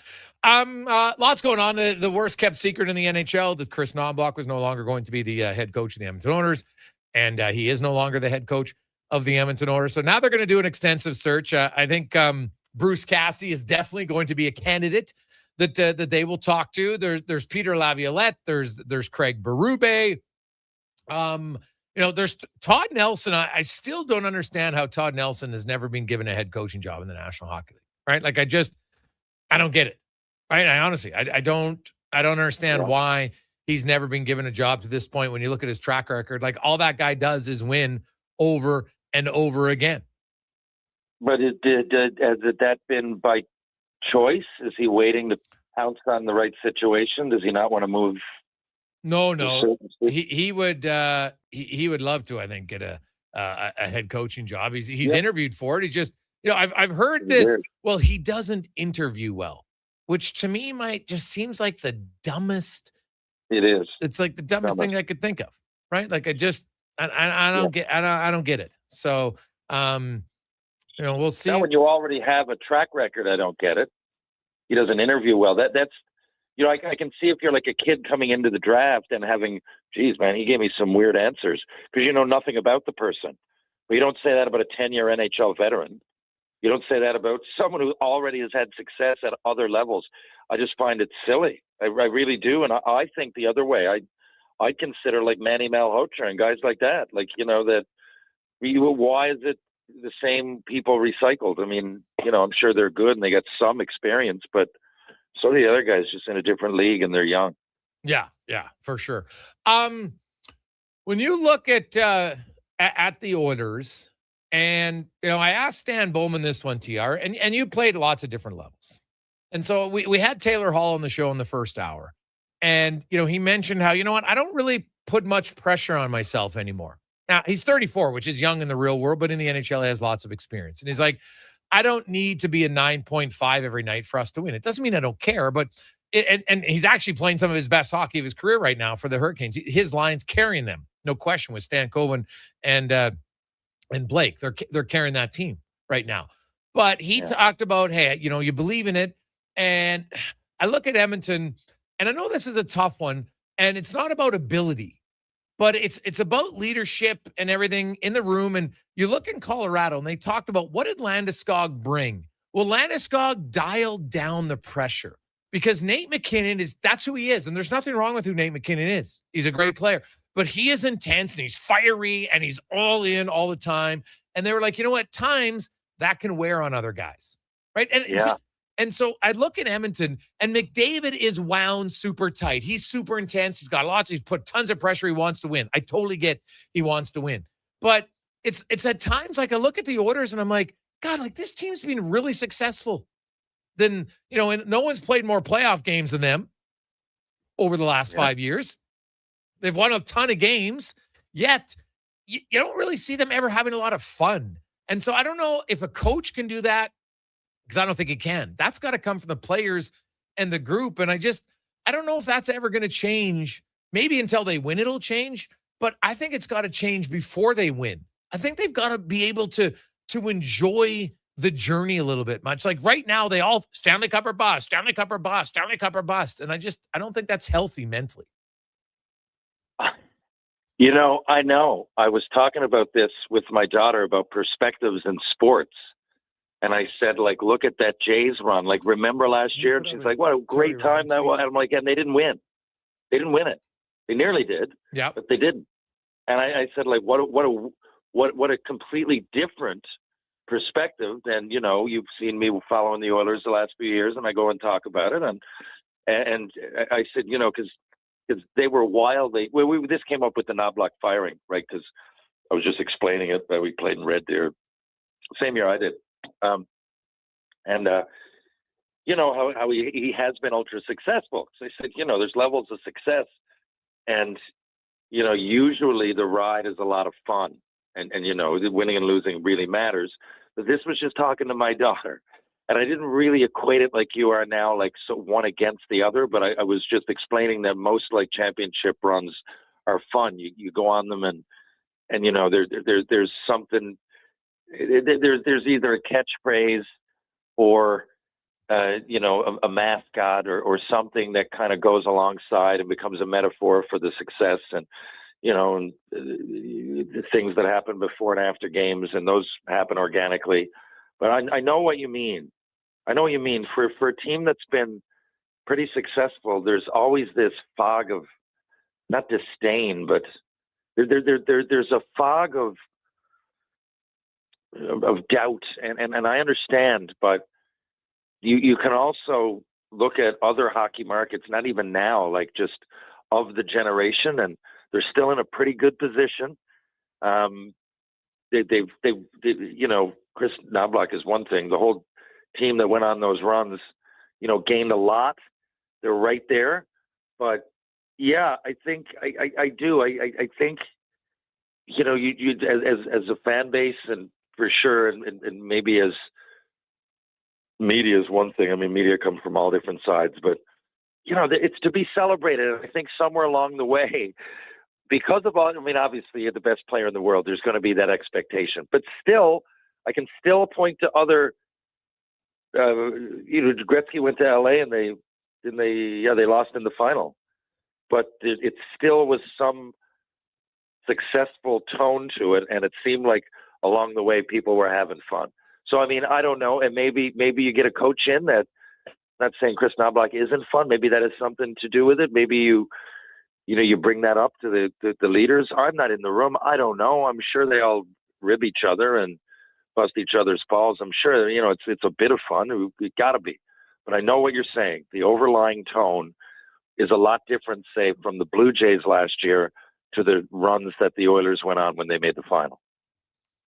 Yeah, well, hey, it's super fun, and it should be fun. And now it's hard, but Like I just at times, like I see the Oilers in the regular season, they score a big goal and there's not even a smile. And I'm like, oh my God, like enjoy the moment for Christ's sakes. You know how hard it is to score in the NHL. And I'm not saying every goal has to have that. I understand it. Like, hey, if you're blowing out a team, I get it. You don't do that. But there's certain times where I'm just kind of like these guys ever having any fun? Like, and that's why I asked Stan Bowman, and he talked about the end result. We all know they want to win the cup. Like, you don't have to talk about it. We all know it. Right? Like, hey, they didn't say they want to win the cup. It means they don't want to. No, that's not it at all. We all know I don't think, like, Connor McDavid wants to win the Stanley Cup, and he probably has a little bit more pressure because he's Connor McDavid, and people if he doesn't win a cup, he's not one of the greatest players, which I think personally is stupid. But because teams win cups. But when you're the leader of the team, you can control the culture of the team. You can control the temperature of the group. And I think in Edmonton right now, from top to bottom, they've got to turn down the temperature. Like, this team isn't terrible. They're not that far away. Like, they're done. Like, their window's closed. I'm like, whoa. Now, they can't continue to make some bad trades because, hey, Stan Bowman, he's got to own it. The Tristan Jarry trade. Now, maybe Tristan Jarry plays well. Great. But the truth of the matter is you never had to give up that much for Tristan Jarry. Look at what you had to give up for Blackwood. Look at what you had to give up for Wedgwood. Go through recent goalie trades. You didn't have to give up another starting goalie who had actually started more games than you, and a defenseman, and a second-round draft pick. And, oh, by the way, you made $5.3 million. Like, it wasn't a good trade. So, the moves that Bowman makes moving forward, they have to be better. They don't all have to be big ones. And then this leads me to this. So looking at Tampa Bay, who's won, Florida, who's won, Colorado, who's won, those teams, not before they won, but before or after, they've made some significant moves. Florida made them before they won. Tampa Bay was after. Colorado was after. So it is valid to say that. But they've made a significant, kind of big personality goes out of the room trade. You think Edmonton needs to do that? Oh, God, that's a great question, but I to answer that honestly, I just think you'd have to have more inside info. You'd have to be in there and experience it. But when I played in Montreal, and I learned behind the scenes versus what happens on camera. Like, I was floored. First of all, as soon as I went there, not making this about me, but this is a story. As soon as I went to Montreal, like the day I went in and I sat down, and there was a presser, and I met Mike Keane, and he went up on stage and said that he didn't have to know French because we speak English in the room. And he was trying to be diplomatic about it and nice and compassionate. And they totally twisted it. And he got traded. And and I realized, God, he couldn't have been any nicer. And everybody spoke so well of him. But after that, he kind of dug his grave by saying that. And I remember, but you can often tell a tone by the way people that carry themselves. But for little tweaks, I don't know, it's tough for me to say. But if you're that close, and I know they didn't make the finals again this year, but another run, I don't think they were too far from doing the same, at least getting to the final. Right? You got to think that one way or the other, there's a move in there that will definitely elevate the team. There's probably a couple that look obvious that won't. And I guess that's what the hard part about being a GM. You're going to go out and make the move for Jarry. That was just so obviously a possibly lateral move, unless he comes in and completely exceeds expectations. It's something that we didn't see, but that didn't happen. And you're already putting yourself behind the eight ball, and then it's negative for the team because there's so much negative press. So there's a lot that goes into it, right? There really, really is. And until you're in there and you really know the personalities, I'm not really sure. I don't know about removing one from the room, but maybe adding one. Oh God, I forget. Okay.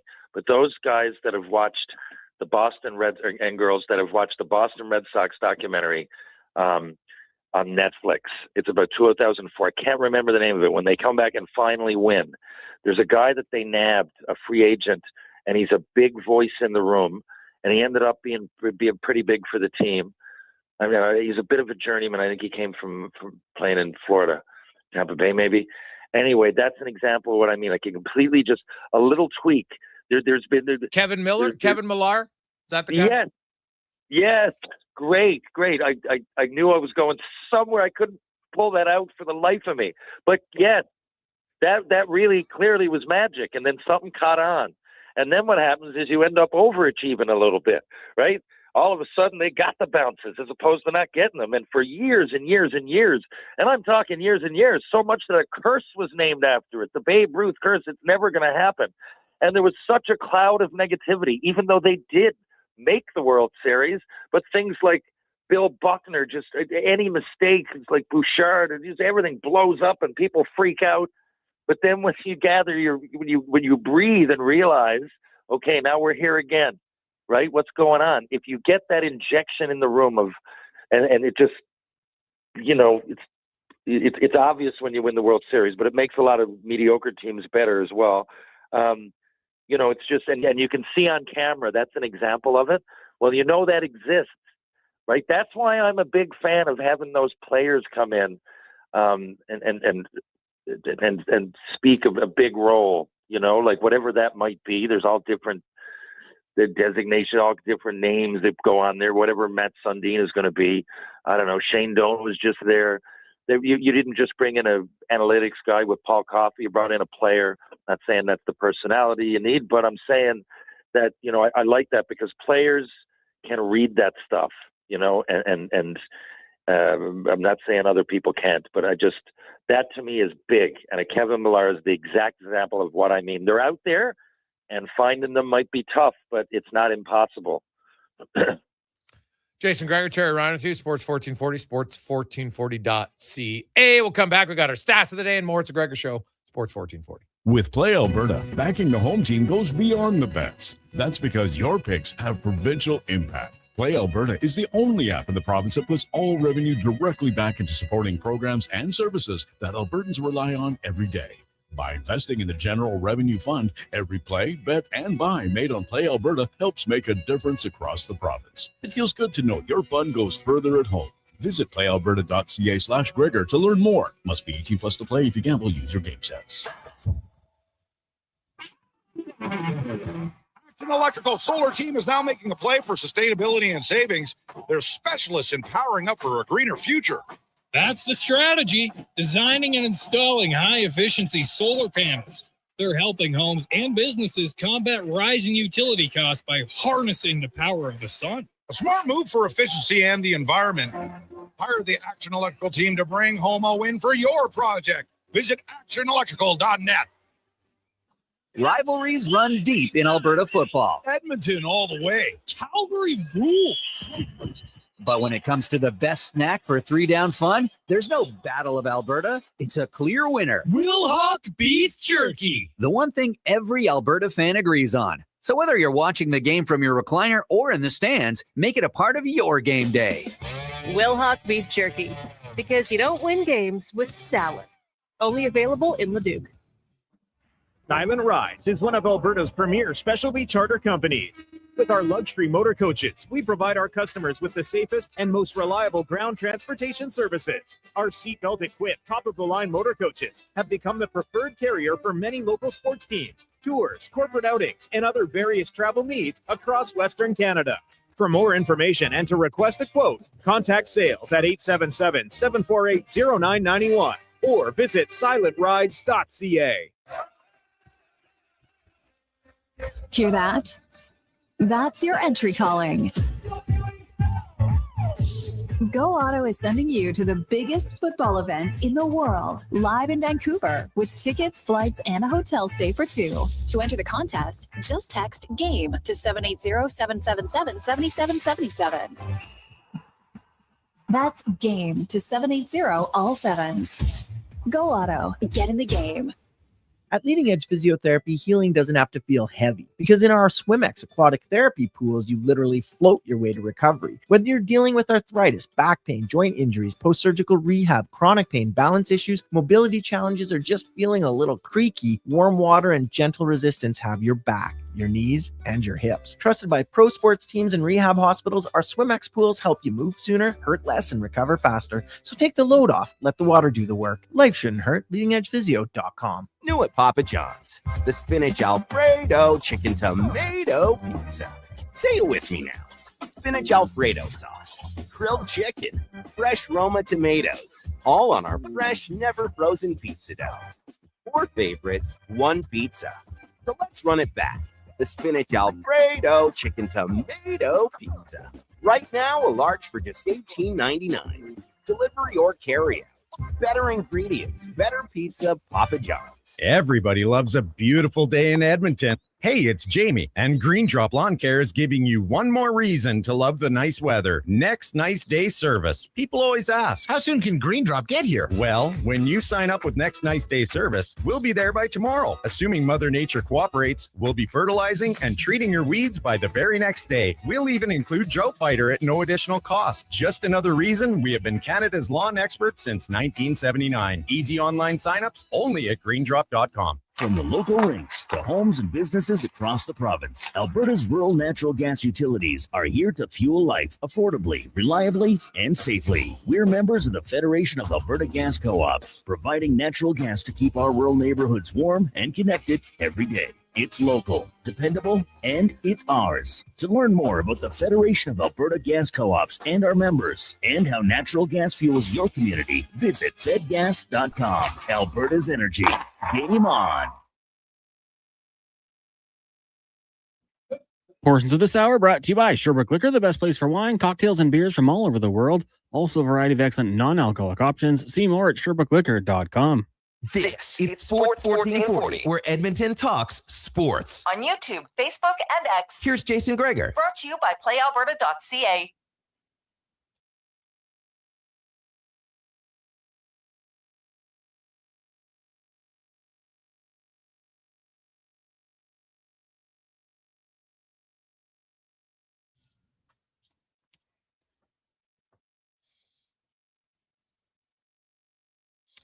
$3:34. Welcome back.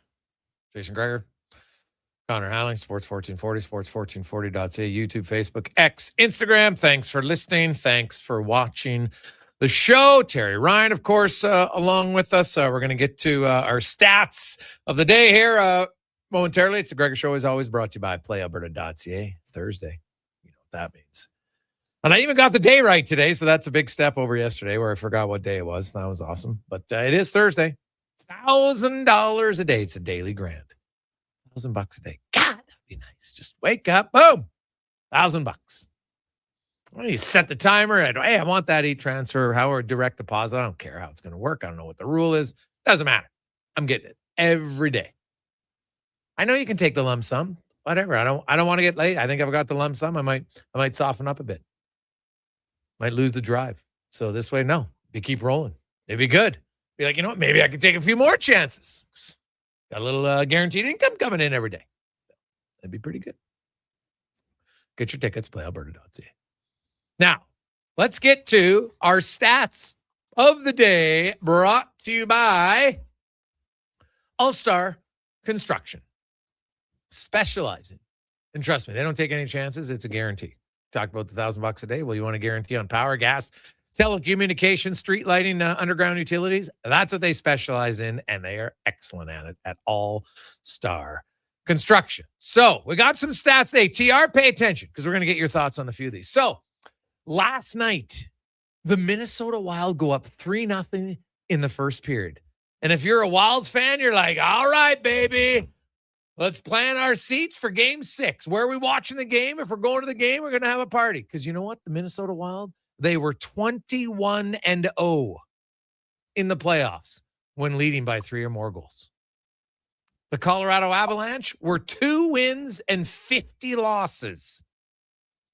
But the Avalanche said, it's Brett Kulak's daughter's birthday tomorrow. We don't want to go back to Minnesota.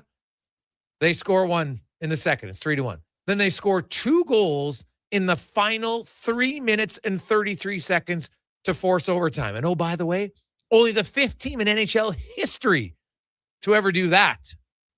to earn a series clinching win after facing a multi-goal deficit in the final 5 minutes of the game. So that's what they did. And also, if you're an Avs fan, you're probably like, what is this feeling right now?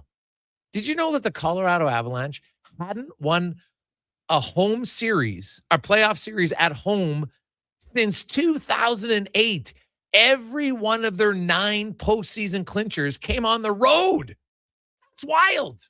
They won the cup in 22 and not one series clinching game came on home ice. It's crazy. ATR, wild. Yeah, that one is crazier than the first one. The first one to me, while yes, they came back from 3-0 and the first, whatever you said, there's 0 and whatever and 21 and nothing, whatever it was. But those kind of things happen every game. Like tonight, there's going to be, after the first period, it'll be like, oh my God, Montreal has never been outshot 20-0 in all-time history. And if they go on to win this, it'll be the only. And every single game, there's something. It hasn't been 1-1 4 Tuesdays in a series, in a playoff. Yet here Montreal are again. It's 1-1 on a Tuesday. Like it's just at some point. Yeah, I know. All things happen, and there's going to be some stat to pull out of it. But when they could see if it was 8-0, when it was 3-0, I was watching that game, and I certainly wasn't thinking it's over. So, like, I whatever the statistics might be, I think there was a lot of people out there in the same boat. And if you're, I think, by extension, if you're on one of those teams, I'm sure you're always bringing that up. I mean, that's in my subconscious because I've had to go through. You can't look at it like that. If you start thinking like the way of the analytic and data driven, so when you're in the playoffs, it's over before it begins, man. Yeah, but you got to get out there and just blowing a 3-goal lead though is brutal for the Wild. Like they dominated the first period. It's unbelievable. And then they were still leading 3-1, blowing a 2-goal lead in the final 3 minutes and 33 seconds. That's what's tough.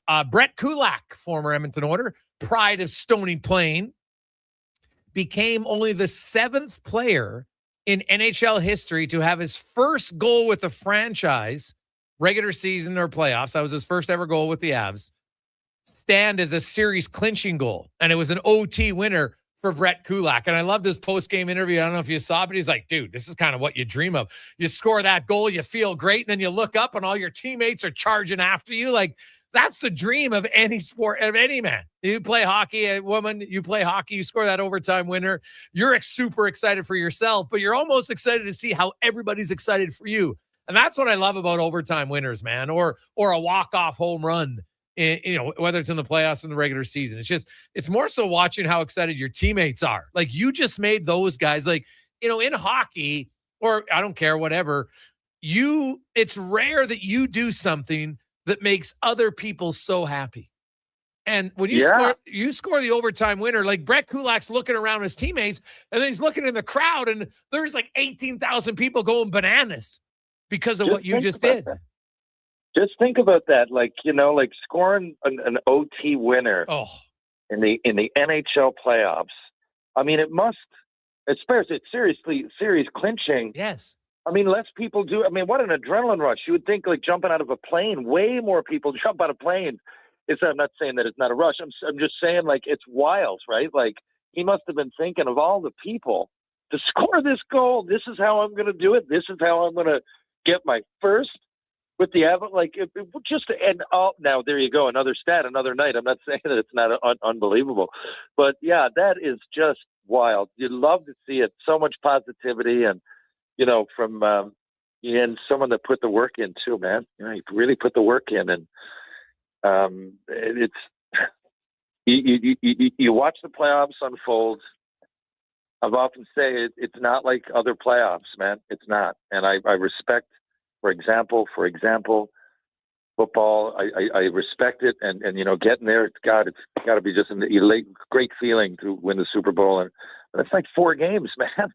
Like you're playing more than that in a round. Like it's just elation, but it's such a big, and they're still only halfway there. Yeah, right. It's crazy. Fantastic to watch the NHL playoffs. Now I mentioned that Kulak was the 7th player in history to score his first goal of the franchise as a series clincher. The last guy to do it, Oiler fans, do you know? How about Trent Frederick? Last year, his first goal with the Oilers was the game clinching goal in Game 6 round once against the Kings. So funny little tidbit there. Also last night, Brett Kulak became the 16th different Avalanche player to have a goal in this series. 16 guys scored a goal in 5 games. That's they became the 4th team to have 16 different scores, but the first team to have 16 different scores in a 5-game series. The LA Kings in 1993 had 6 games with 16 scores. The Blues had 7 games in 2025 last year, 16 different scores. And the Boston Bruins, they've done it twice. 2019 Stanley Cup final against the Blues, 7-gamer, and the 1988 conference final, 7-gamer. So the Avs get 16 different guys. Like, that's where everybody in the room's feeling pretty good about themselves. They've all got a goal. Now, tonight, and this is why I talked about it earlier, a little bit of a teaser. Tonight, in NHL history, the most goals scored when facing elimination, Mark Messier has 16 of them, as does Chris Kreider. The Ducks are facing elimination tonight. So, what did we do at PlayAlberta.ca? Of course, in the Jason Gregor Show special, go with the Chris Kreider goal. Facing elimination? Why not? The guy's been money when his team faces elimination. He could hold a record of his own that not even Messier has. That's pretty impressive. Jaromir Jagr, Maurice Richard have 15 as well. Now, here's another stat for you in our stats of the day. Shohei freaking Ohtani. He pitched 7 shutout innings last night. He lowered his ERA to 0.82. That's half a run better than the next closest pitcher, which is Schittler there for the Yankees at 1.35. And here's what's wild. Ohtani's whip, walk, and hits per innings pitched is also an identical 0.82. I sent a note out to a MLB statistician. I'm curious if a pitcher has ever had even this many games where his ERA and whip is 0.082. It's wild how dominant he is right now. And you know, this is on his mind. I was like, yeah, obviously, I mean, he's a competitor, but I was thinking, like, when he was coming back in the pitch, I'm like, he's put on such a clinic. Like, he doesn't want to be like one of the best. He wants to be like by far the best. He wants to crush everybody in every stat, and he's on a roll pitching. We've seen him pitch great, even good, better, great, but now he's putting on a clinic. This is wild. You're seeing one of the best athletes of all time right in front of your eyes play his career play out. I love it. And lastly, now this might be my favorite one because now I don't know why, but maybe this is TR, but everybody listening has a buddy who fits into this category. You've all golfed, right? You show, hey, what time's tee off? Yeah, we're teeing off at 11:10. All right. And you got old Dougie who shows up in his car in the parking lot. It's 11:08, jumps out. He's throwing on his golf shoes. He runs to the tee box just as you're about to tee off. There's always people that are just on time, even at golf. But how many people have done it at a major? So today's the PGA Championship. It's round 1. You're teeing off. You know what time you're teeing off. These guys got routines. Like, they're down to the wire. Okay, get up. I'm having breakfast at 5:30. Taking my morning washroom break at 5:45. Then I'm out there. I'm doing my stretches at 6:15, whatever it is. They're like to time. You know that as a former professional athlete, TR, there's certain things that are right to time. Well, Garrick Higo, he's on the putting green. He's out there. He's practicing his putting. He misses his tee off time. Well, he didn't miss it, but he was late to his tee off time. And for Rule 5.3a, quote, the starting point for hole number 1 and hole number 10 is defined by the rope, gallery stakes, green bike fencing, and or blue stakes, blue dots, or blue lines. You have to be in that by the time your threesome is set to tee off. He wasn't. So he gets over there in time. And to his credit, his playing partners were arguing, no, it's okay. Don't give him a penalty. He got a 2-stroke penalty today at the PGA Tour for not being on time for his tee off. And here's what's funny. He ends up shooting a 1 under par 69. He actually shot a 67, but because he got a 2-stroke penalty, he's at 69. If he didn't get his two-stroke penalty, he would be in an 8-way tie for first place today. That is wild. Like, how the hell do you show up late for your tee time at the PGA Championship?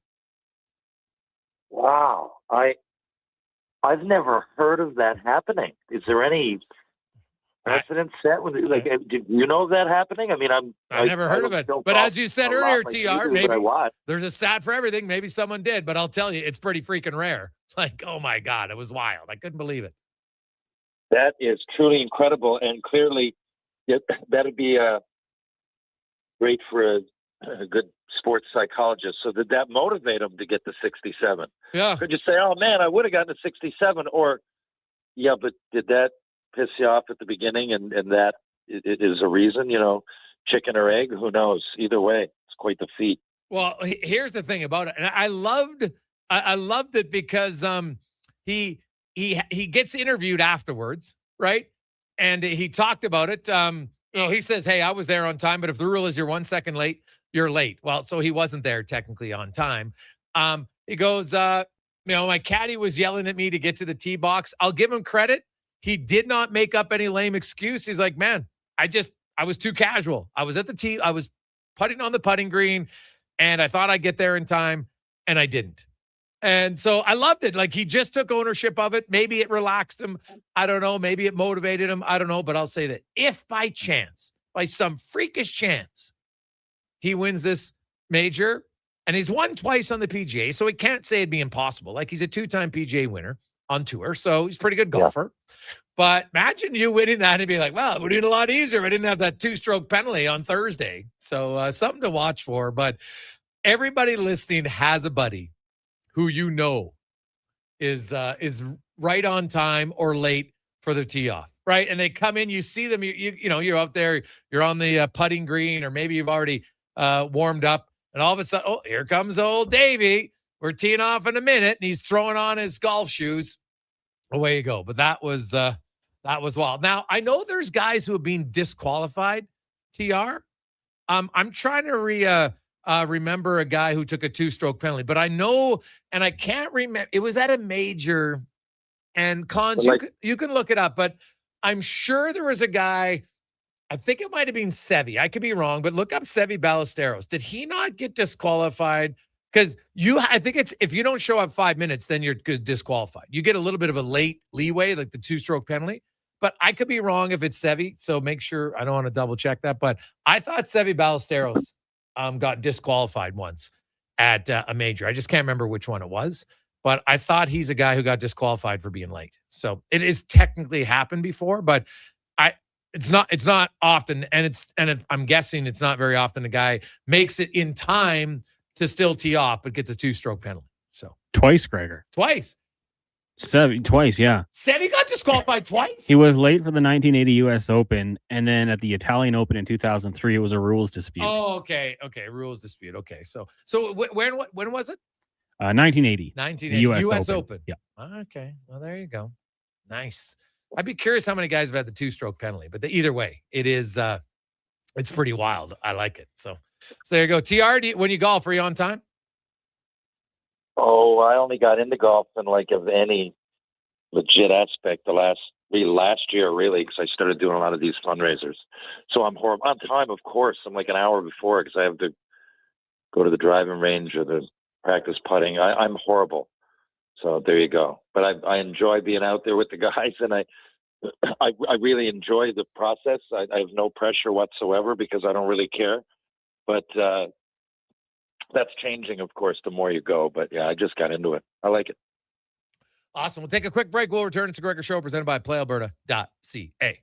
May brings more of what you're looking for at Wolf GMC Buick. The selection, never better. The savings up to $12,000 when you combine cash discounts on your new 2026 Sierra 1500 pickup. Up to $1,750 in cash rebates on remaining 2025 Terrain SUVs. Plus 0% financing up to 72 months on most models. And ask about the truck trade-in bonus of up to $1,500 on select new in-stock Sierra 1500s. Wolf GMC Buick. We're making it easy. And now Action Electrical's testing team is on defense duty. They're the guardians of safety and compliance, a critical part of any lineup. Precisely. They perform rigorous safety and code compliance testing for commercial operations. Think of them as the referees, ensuring everything is up to standard before disaster strikes. Their preventative plays are legendary, spotting faults early. Hire the Action Electrical team to bring home a win for your project. Visit actionelectrical.net. Whether you're a craft beer connoisseur or more of a wine aficionado, there's always something new to discover at Sherbrooke Liquor, a unique family-owned independent liquor store. The selection, incredible. The non-alcohol section is also very impressive. Sherbrooke Liquor, expert, knowledgeable staff with a passion for unique finds. More than just a liquor store, we're a community. Alberta's best, the one and only Sherbrooke Liquor. Wine, spirits, and oodles of beer. Visit SherbrookeLiquor.com. Don't let equipment failure stop you cold. At AWS Welding in Nisku, our factory-trained service techs are on hand for all welding equipment repairs. We're a fully warranted center for Miller, Lincoln, and ESAB. And we service all makes and models. Proper, regular service extends the life of your gear and keeps it running at peak capacity. Don't wait for a breakdown. Book your service appointment today at 780-979-0470. AWS Welding. We make it happen. Hot coffee, hotter takes, and the sports stories that matter. Check out Kevin Carriers weekday mornings from 7 to 11 on Edmonton's sports leader, Sports 1440. Be part of the conversation. 833-401-1440. Who's that working on the underground utilities over there? All-Star Construction, that's who. What about the street lighting? Yep, All-Star Construction. And the directional drilling, hydrovacing, neighborhood renewal, and telecommunication work? Yep. Since 2009, All-Star Construction has been doing all that and more, shaping and building Edmonton communities for land developers all around Edmonton. That's what All-Star Construction is all about. Getting your vehicle sparkling clean doesn't have to cost a fortune. Take it into Hughes today and pay just loonies a wash. Find us at HughesCarWash.com. Summer, it's coming. An unstoppable force that will turn your home into the Sweatbox.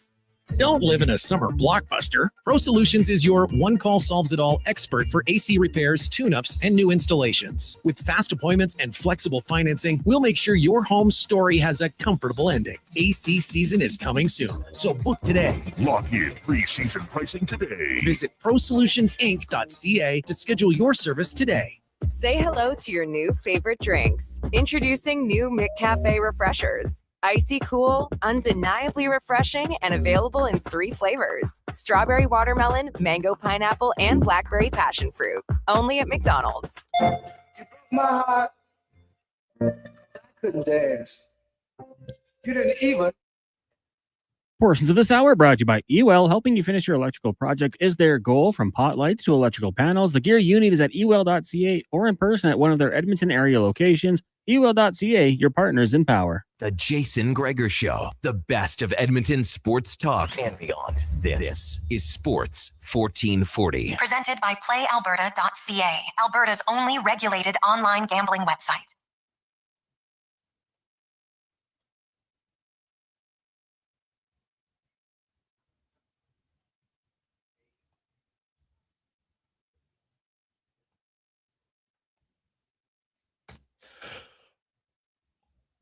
Moving right along, Thursday afternoon, PGA Championship ongoing, and man, it is a packed leaderboard. 7 people tied at 3 under, including Corey Connors, the Canadian.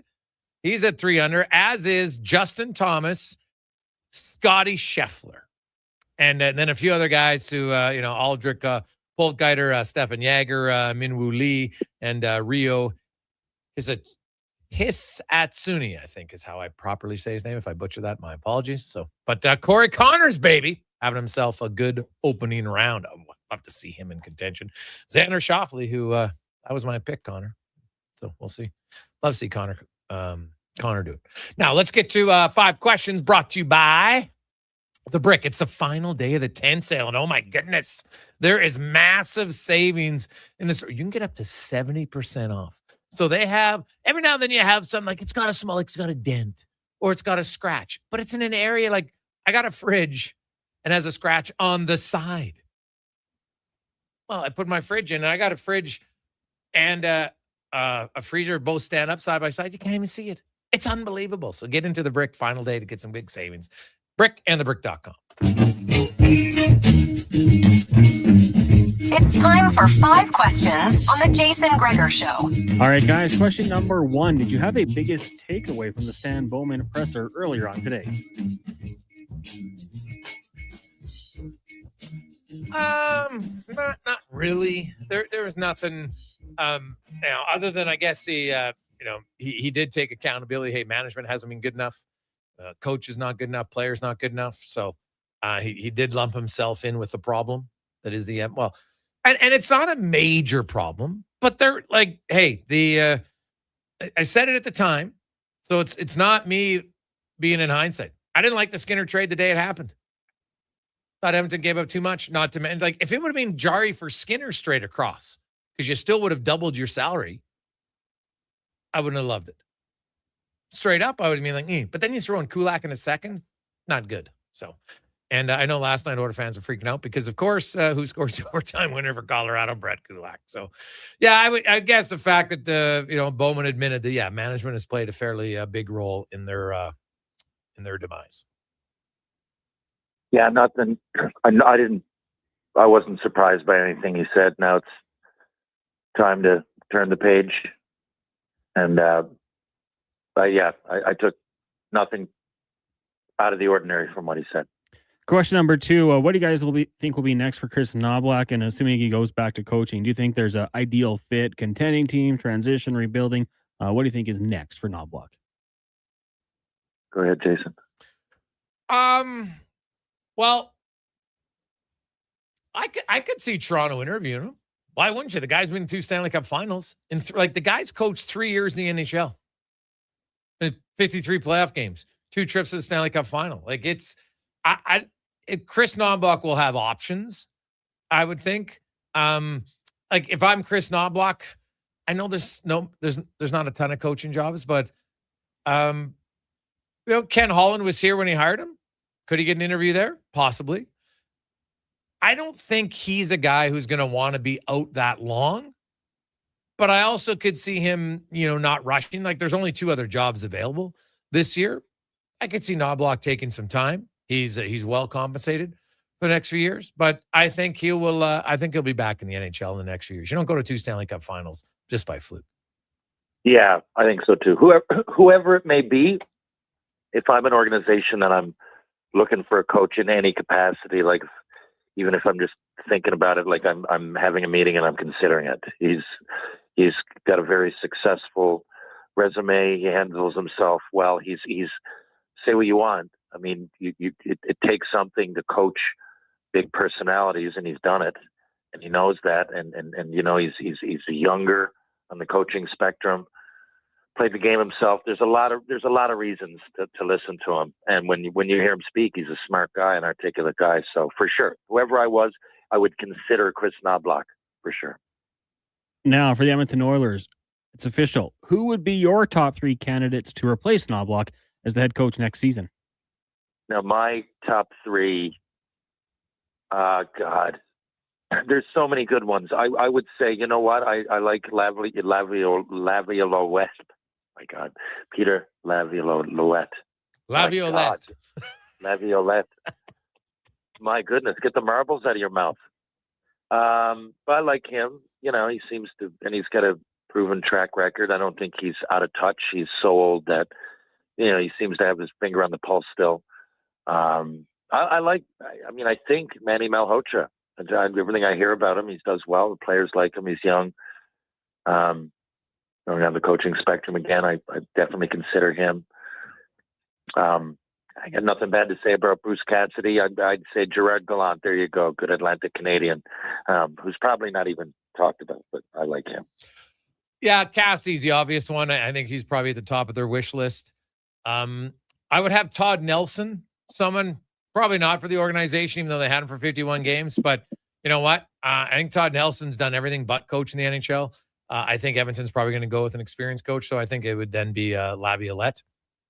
I know there's lots of talk about David Carl, who's out at Denver, and builds strong systems, develops good talent there, and he might be able to transfer that. I just don't think Edmonton's going to go 3 times in a row for a coach who doesn't have NHL experience. So they're going to look and say, we've done that. And hey, it came close with Knoblauch, and he was an assistant coach in the NHL. So he had NHL experience, as did Jay Woodcroft as an assistant. But I think their next hire is going to be a guy who has previous NHL head coaching experience. And honestly, I think, like, if you had to give me the odds, I think Bruce Cassidy's at like 90%. And then, there's somebody maybe could surprise. That's how I'd look at it. Question number 4 for you guys. 2 new teams announced yesterday in the PWHL, Hamilton and Vegas. If you had to give them their team names, what would it be? Hello? Yeah, go ahead, buddy. Team names. So Las Vegas, I would dabble with the Las Vegas Vampires. Vultures would probably be my first pick, but I Googled it, and apparently someone is going to be called the Vultures, I think. But yeah, Las Vegas Vampires, I think you could do a lot. Obviously, obvious alliteration, and, vampire bats, whatever you want to do, associate it however you want. But that would be a cool day with merch, with swag, I think. And for Hamilton, I'm guessing the Hamilton Hammers must have been done before. So let's go with the Hammer Hawks. If it's not, I'd say the Hamilton Hammers. It's too obvious being the Hammer nickname on Hamilton, but I would say the Hammer Hawks or the Hamilton Horseshoes, because they're at the end of the Golden Horseshoe region of Ontario. All right. If I'm going to Vegas, I'm going to go an ode to the CFL, the Las Vegas Posse. Sick name. I actually really like that name when they brought it in originally. So they probably won't do it. I don't know if they own the rights to it or not. Probably not. It's defunct, but I like that name. For Hamilton, to me, it's pretty easy. Like, why are they not the Hamilton Steelers?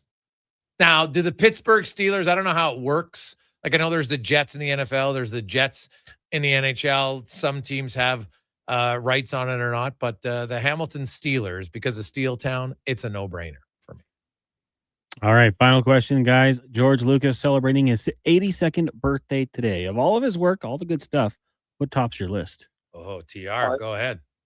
Well, I'd be lying if I said it wasn't Indiana Jones. It's really tough for me to sit here with a straight face and try to think outside the box and say something that's trendy and interesting, because I absolutely love them. I've seen them 5,000 times. My favorite is Indiana Jones and the Last Crusade with Sean Connery, of course. Just so much about it. I'm a victim, of course, of romanticizing the past. I grew up at that time, 1980. I was 3 years old when Raiders came out, around there. And, I've watched them all faithfully, and I love the mix of mystery, archaeology, suspense, humor. And, for these movies, you got to have the right cast, right? Like National Treasure was kind of like it, and I don't not like Nick Cage. He's pretty good in his own way, but it didn't really fit. Harrison Ford was fantastic as Dr. Jones, and I just think that it was all so magical that it's my version of, like, what my favorite fantasy, like a lot of people would be into Lord of the Rings or whatever. For me, it's Indiana Jones. It's very good. I'm going to go maybe a little bit off the board, because a lot of people are probably thinking, I got to go Star Wars. I'm going American Graffiti. I don't know if people have seen it or not. Fantastic movie. American Graffiti. It's a group of teenagers, and they're like in California, and they get to spend one final night out after their high school graduation. They're cruising the strip, back in their vehicles. The vehicles in the movie are unbelievable. And it's fitting because, now some of us are lucky enough to still have your buddies from high school, but you're at that stage of your life where you don't have much responsibility, and if you're at that stage of life right now, milk it for every minute that you can. It's a great stage. The next stages are awesome too, but that stage of life was fun. So I'm going American Graffiti. First time I watched it, because it came out well before I was a teenager, obviously, right? I think it came out when I was born or something like that. But my dad got me I watched that film in the 80s, and I think I was in grade 11, and I was just like, oh my God, this would be unreal. So I'm going American Graffiti. What about you, comment? I'm kind of on the bandwagon with UTR. I'm not going to say Howard the Duck, but I got to go with Indiana Jones. Probably Raiders of the Lost Ark. Best ride at Disneyland as well. Well, top 3. So I'll go with that one. No Star Wars, eh? Star Wars pretty good. You know what the other movie of his that was very good? Willow. Remember that one? Yeah. Fantasy adventure movie. It's pretty good. So I actually forgot. I forgot that he did American Graffiti. I really did. Willow was great. Yeah. I just it popped into my head. I forgot that my first time at Disney, I was there playing Anaheim, and we didn't. I didn't play forever. I was just practicing, and then myself and Chris Murray, good old ex-Kamloops Blazer, Strudwick's old teammate. We went to Universal and Disney in the same day. We weren't playing, and I couldn't believe, the same weekend. Sorry, I couldn't believe the Indiana Jones ride. I did it like 5 times in a row. I couldn't believe how good it was. It was incredible, and hopefully it still exists. I don't know. I was down in Orlando, and it's been taken out of there, but hopefully it's out in California. TR, have yourself a wonderful weekend, and we will chat with you next Tuesday. Have a great day. Thank you, Connor. Thank you, Jason. Thank you, Edmonton. Chat soon. There you go. That is Terry Ryan. We'll take a quick break, and we will return after Connor Halley and a Sports 1440 update brought to you by Fountain Tire. They focus on your vehicle so you can enjoy the ride this long weekend. Make sure everything is ready to go for your first long weekend of the summer. Book an appointment right now. FountainTire.com. This is the Sports 1440 update. 2 games on the ice tonight in the Stanley Cup playoff. Sabres Canadians at 5, currently tied at 2 games apiece. And at 7:30, the Golden Knights can wrap that one up against the Ducks with a victory in the majors. 3 games still to get going. Giants, Dodgers, White Sox, Royals, and the Cubbies taking on the Braves. Earlier today, the Reds crushing the Nationals 15-1. It was the Twins over the Marlins 9-1. Padres fall to the Brewers 7-1. Mariners get by the Astros 8-3. And the Cards edge the Athletics 5-4. Day 1 of the PGA Championship type race atop the leaderboard. Hawk Eater, Jaeger, Min Woo Lee, Scheffler, and more, all fighting at -3. Corey Connors, the top Canadian, at 2 under par. Nick Taylor even. Taylor Pendrith 2 over, and Sudarshan Yamaraju at +3. PWHL League Final Game 1 tonight. Ottawa in Montreal. Puck drop set for 5 o'clock. Coming up in hour 3 of the Jason Gregor Show, we'll hear the Oil Report, and we're joined by our Sports 1440 pre- and post-game analyst, former NHLer Landon Ferraro. I'm Connor Halley. This has been a Sports 1440 update. Sports 1440, Stingray Radio Station. CKJR broadcasts from West Edmonton Mall and Wetaskiwin. Download the free Stingray music app and listen wherever you go. A lot of you love hockey season. But when it comes to construction season, you're not as excited unless you work for GS Construction. It's true. As one season is winding down, ours is winding up with all sorts of great projects to make the city we live in better. And our team is hiring. GS Construction is scouting for pipe layers, topmen, and heavy equipment operators. So if you want to score a great job, visit gsconstruction.ca today. Your protein drink should work as hard as you do. That's why Booster Juice is hitting the gym harder than ever, brother. Meet your new gym buddies, the Way Too Good and Green Gains Booster Mixers. 2 new ripped and refreshing menu options that bench some serious protein. Perfect for pre or post workout. Be safe. Way Too Good and Green Gains Booster Mixers taste like a motivation. So what are you waiting for? Let's go. Booster Juice. Canadian born, blending since 1999. Hear that? That's your entry calling. Go Auto is sending you to the biggest football event in the world, live in Vancouver, with tickets, flights, and a hotel stay for 2. To enter the contest, just text GAME to 780-777-7777. That's GAME to 780 all 7s. Go Auto, get in the game. Get the lowdown with Low Tide. Weekdays from noon to 2 on Sports 1440. He's seen it all and then some. From stats to stories, he breaks it down like no one else. Proud to be Edmonton's sports leader. Sports 1440. Well, get ready for a silly hockey fans.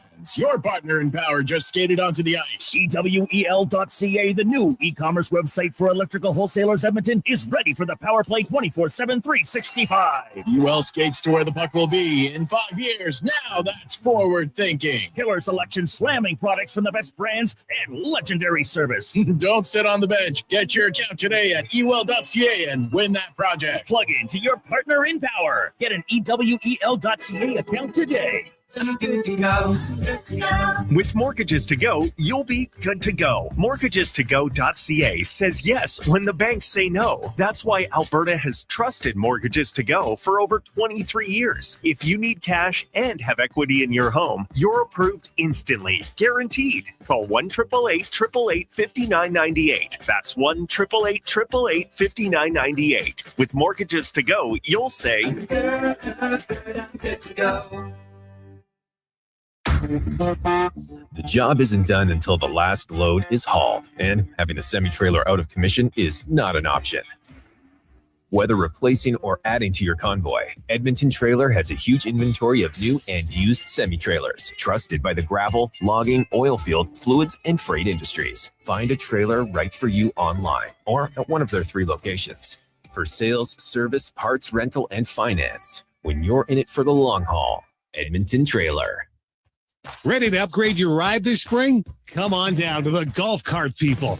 They're a family-owned and operated business that's been serving the community since '97. Whether you're looking for a brand new or quality pre-owned cart, a rental for a special event, they do that too. The Golf Cart People have a huge selection of parts and accessories, and their expert service team is here to keep you rolling. The Golf Cart People, your one-stop shop for everything golf cart. Visit golfcartpeople.com. Hey there, it's Brandon Douglas from Sports 1440. If you're tired of slow, unreliable internet connections like I am, check out Starlink. It's fast, reliable, even in bad weather, and even works for 4K streaming for movie nights, online gaming, and more. Growing up on the farm in the sticks of central Alberta, we tried everything to get reliable internet, but we're always left with buffering video and half-loaded websites. There's nothing worse than losing your connection while streaming the big game. I'm getting mine set up soon and can't wait. If you're ready for better internet, order online in 2 minutes at starlink.com/radio or call 1-800-GO-STARLINK.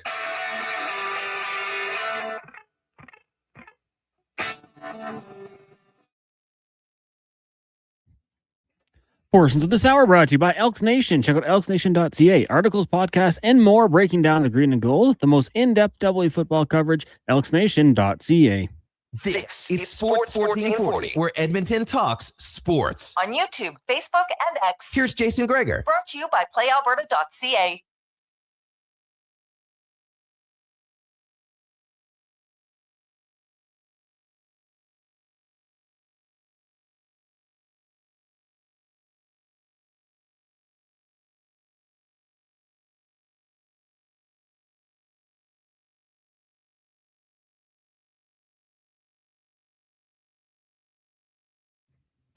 Rolling through Thursday afternoon.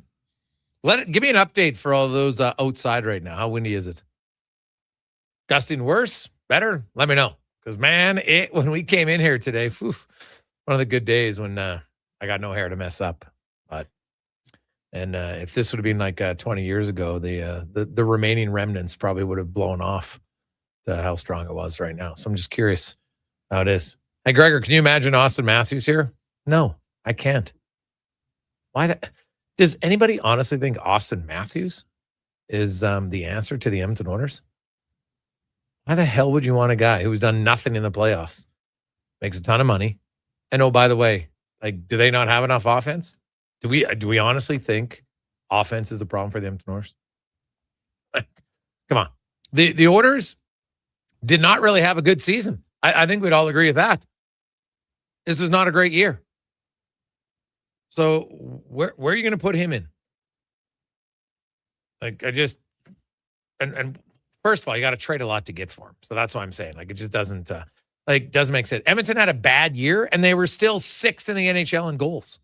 Like, trust me, goal scoring is not the problem.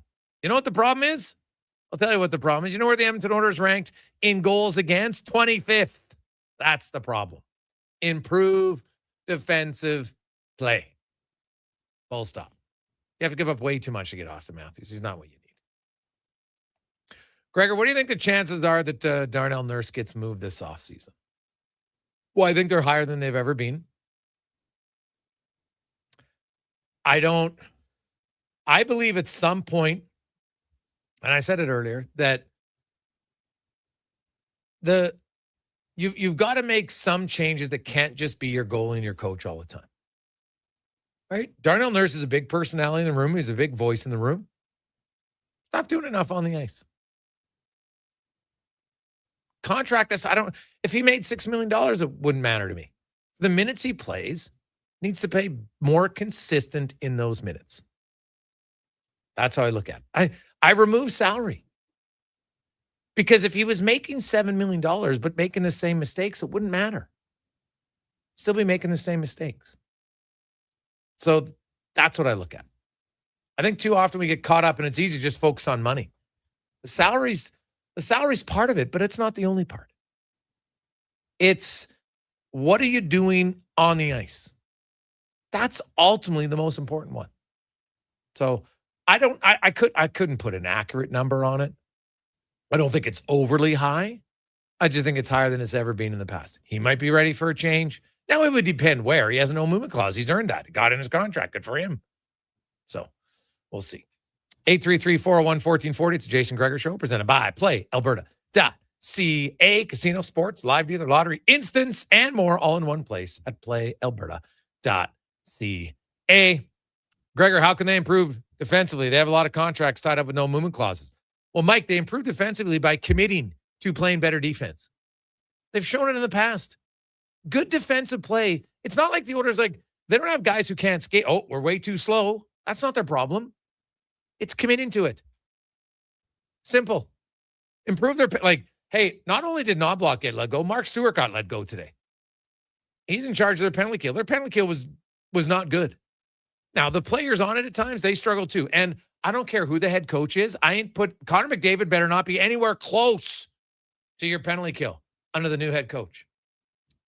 Give some guys other roles and opportunity. Make it theirs. He's got the 5-on-5. He's got 3-on-3. He's got 4-on-4. He's got the power play. He doesn't need to be on the penalty kill. Enough. Okay, don't put him on there. I don't care. Oh, I want to be on there. Great. You're not on there. He doesn't need to be on there. Or you want to be on there? Well, then you only get a minute on the power play. You can't be the whole power play and the penalty kill. Doesn't work. So empower the rest of your players and get guys who want to do. And if they don't want to do it, then find guys to do it. Right? Stan Bowman outlined today what they're looking for in the next head coach is, hey, you talk to coaches in their interview process and you see kind of what their plan is, what their systems are, what they want to use. And then do they think that Edmonton has the players that can do it? And you got to be honest. But you can't tell me that Vasily Podkolzin can't kill a penalty. Work ethics, that's his calling card. So work with him. Right? Hey, here's the lanes we want you to get in. We're going to play this. Okay, when this guy's here, you're here. You got all summer to figure it out. Can't be that damn hard. I'm sorry, it can't be. So I would have those guys, different roles on the penalty kill. That'd be number one. And, hey, playing better defense you don't have to overhaul their lineup. The Oilers played 25 games last year where they had the third best goals against average in the league. Last 10 games down the stretch, they decided, you know what? Okay, let's wake up again defensively. It's about a damn commitment to want to do it. Now, if you need a coach to have to hold you that accountable, I think that's a problem. You should want to play the right way because it increases your chances to win. Full stop. So, could they have a coach who's a little bit more of a taskmaster? Maybe. Are they going to handle it? Maybe. I don't know. And just because Chris Knoblauch wasn't outwardly there on the bench, now I've always said, hey, but I'd like to see a coach even just once a year lose it on the official. Honestly, I would. I think it kind of shows your teammate he's got her back. It's 84 games coming up next year. Once isn't that crazy ask. You can do it because if it's not your personality, you can't do it all the time because then that's fake. So we'll see where it goes from here. But I don't get it. I don't get it at all. Hey, Gregor, I'm not thinking Matthews is the solution, but he'd certainly make the team better. Having McDavid and Draisaitl feeding the puck, he'd like to have his best goal-scoring season. Based on last season, it wouldn't shock me if he slumped here. And you're right, we probably have to give up too much. Yes, it's a waste of time, Jerry. You're right. It's like Austin Matthews isn't even an option. It's like I just wasted another 30 seconds. He's not coming to Edmonton. Edmonton's not even considering him. You have to give up way too much. For what? No, it is not happening at all. Hey, boys, it's so windy outside right now. The birds are walking from Titan. Okay, thank you for that. That's a good visual that I can get by. Pretty windy. So keep your hats on, boys and girls. Landon Ferraro joins us. We'll hear more from Stan Bowman. Also, Spec, DVD, and more. It's a Gregor Show presented by PlayAlberta.ca. With Play Alberta, backing the home team goes beyond the bets. That's because your picks have provincial impact. Play Alberta is the only app in the province that puts all revenue directly back into supporting programs and services that Albertans rely on every day. By investing in the General Revenue Fund, every play, bet, and buy made on Play Alberta helps make a difference across the province. It feels good to know your fund goes further at home. Visit playalberta.ca/Gregor to learn more. Must be 18 plus to play. If you gamble, use your game sense. Oodle Noodle origins. In 1864, Francis Oodle took over his dying father's business as a leatherman. He was quite proficient, but his heart was never truly in the trade. After his father's death, Oodle met a cocksure young man named Vladimir Nudell, who was a trailblazer in the popular new art of food boxes. They formed a partnership and aimed to ply their trade in the New World. At Ellis Island, Nudell was renamed David Noodle, and henceforth, the franchise has been known as Oodle Noodle. You got a go-to coffee spot, a trusted barber, even a lucky game day jersey.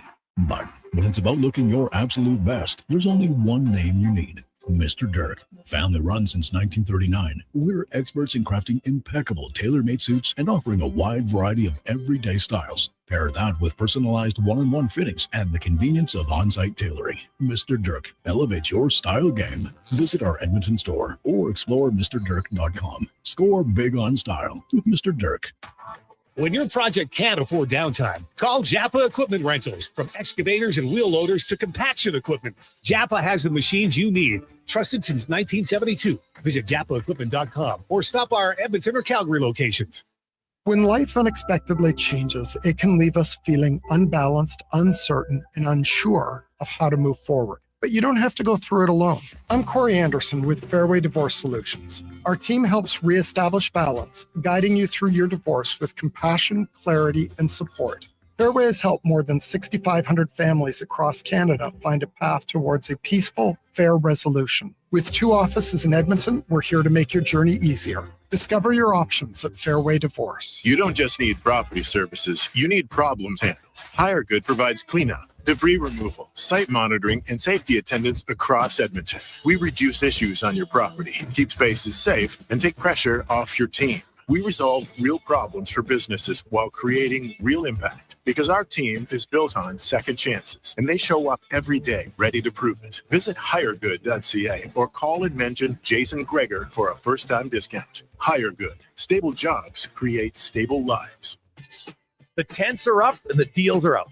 The Brick's biggest sale of the season is on now. Pick up to 6% off clearance items in the tents. Sofas start at $3.99 and save up to 50% on select mattresses. Get a sofa, coffee table, mattress, bed frame, and dining set, all for less than $1,500. Only at the Brick's tent sale. See you in store for details and exclusions. The Brick, saving you more. Summer is calling. Is your vehicle ready for the road trip? Get ready for the season at Nisku Ford with offers that turn up the heat. Right now, you choose how you save. Finance your new vehicle with rates as low as 0%. Or choose massive cash rebates as high as $12,500. Whether you're hauling the boat or packing up the family, we have the Ford you need for your summer adventures. Start your summer upgrade at niskuford.ca. Nisku Ford, above expectations. For the most physically demanding jobs, Carhartt's Rugged Flex technology provides extra stretch where it's needed most to help you crouch, kneel, bend, or crawl with ease. Rugged Flex pants give you a maximum mobility advantage every time you put them on. Find the largest selection of Carhartt Rugged Flex at all 3 of our Edmonton job site workwear locations and online at jobsiteworkwear.ca. Job site workwear, tough for tough jobs. Are you overwhelmed by debt and getting non-stop calls from creditors? It can feel like there's no escape. Debt doesn't have to be a life sentence. A single call can turn things around. My name is Parveen Middleton. I'm a licensed insolvency trustee at BDO right here in Edmonton. I can help you become debt-free with a solution just for you. Let's put an end to those calls from creditors together. Call 1-833-BDO-TALK or visit bdodebt.ca to discover your debt-free future.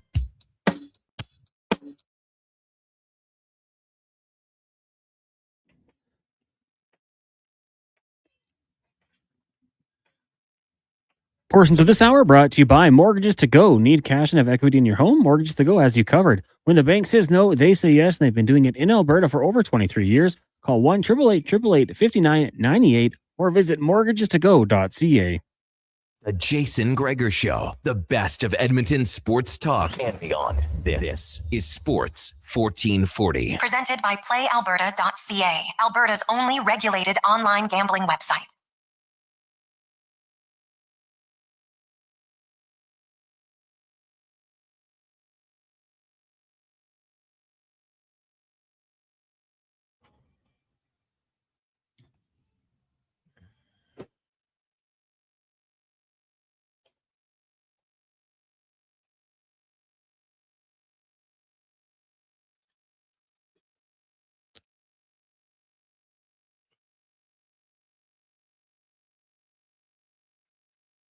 .428 on a Thursday afternoon. It's the Gregor Show presented by PlayAlberta.ca, Alberta's only regulated online gambling website where 100% of the revenue stays right here in the province at PlayAlberta.ca. The NHL last night, Colorado. Minnesota was 21-0 when they had a 3-goal lead in the playoffs. No longer. They lose it last night, including they had a 3-1 lead in the final 5 minutes.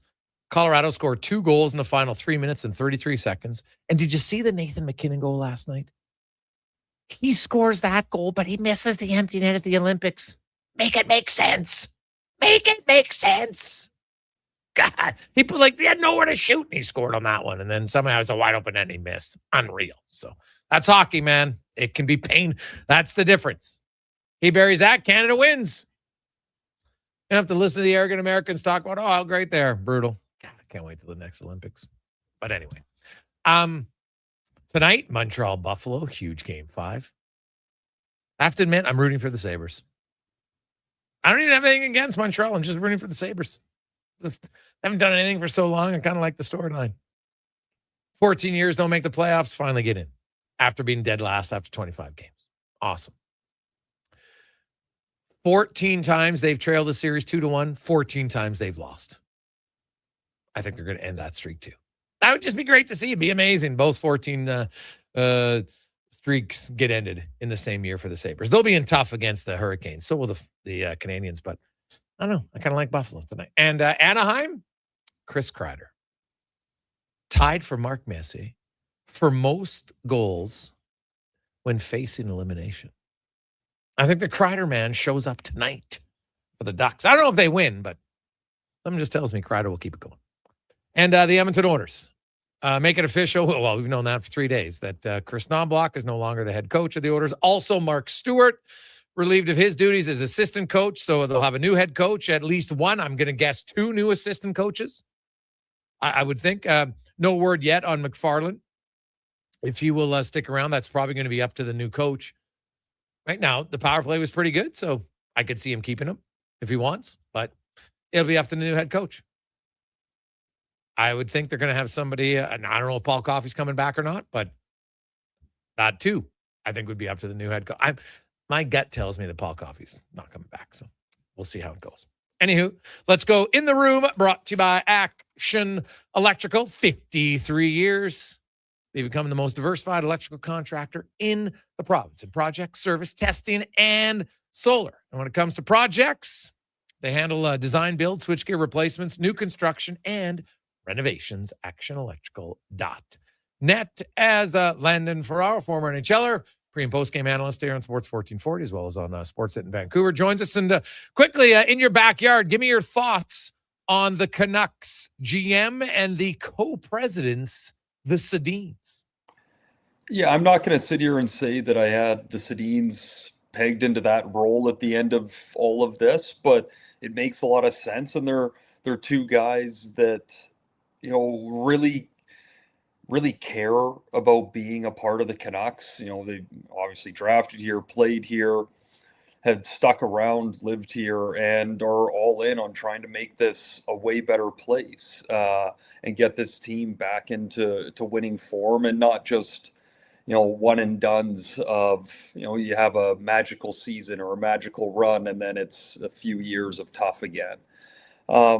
So it makes a lot of sense there. For me, Ryan Johnson was the guy from before Patrick Alvin was even let go, in the sense of, like, to me, you already knew the replacement. Whenever that happened, whether it was now or in a couple of years, if Johnson hadn't been poached somewhere else by that point, it was his job. He carries a lot of respect here. I spent a lot of time down in Abbotsford calling games basically through their entire playoff run when they won the Calder 2 seasons ago. Got to spend a decent amount of time with Ryan Johnson and talking with him. Like, he's a really smart hockey guy. The thing that I think that is going to be real important early in it is, and you could see it coming out in how he talked today a bit, but he's got a plan and there's care behind it. Like, it's not just, I'm going to do this, I'm going to do this. Like, it's input. It's there. You can tell the thought behind all of what he's saying. And I think that kind of measured approach is going to be really important right now. Yeah, well, their plan has to be a long-term rebuild, correct? Yeah, for sure. And I think for the first time that, the fact that Francesco Aquilini, the owner, spoke and introduced them, and, that's one thing, but, that doesn't happen a lot in Vancouver. He doesn't speak to the media a ton, so that alone was good to see. But on top of it, him saying the words rebuild, and it's going to take some time. But the other thing is that, we need to make sure that we're putting guys on the ice that you see the effort every night and you can see where we're building. Like, it was, to me, I think things have really shifted here. And I think a big part of that is the Sedins coming on board and saying, if we're coming and doing this, we need to do it this way. Yeah. And that makes sense. So with them being in a rebuild, what do you think happens to a Pettersson? To me, I still think it's in the best interest of both sides to try and figure out a way for him to be on a different team. I think a lot's happened here. He's gone through a lot. And it just seems like a fresh start just off of Pettersson's side alone would be what is best for him, just to get away from the noise. I mean, it in Edmonton, and just like all the fans there with Stuart Skinner, right? Like, you can debate the trade and how that went down, but a lot of people would agree that something needed to happen, because even when he would play 4 games in a row of unreal play in net, the conversation was always, yeah, but when is it going to flip back the other way?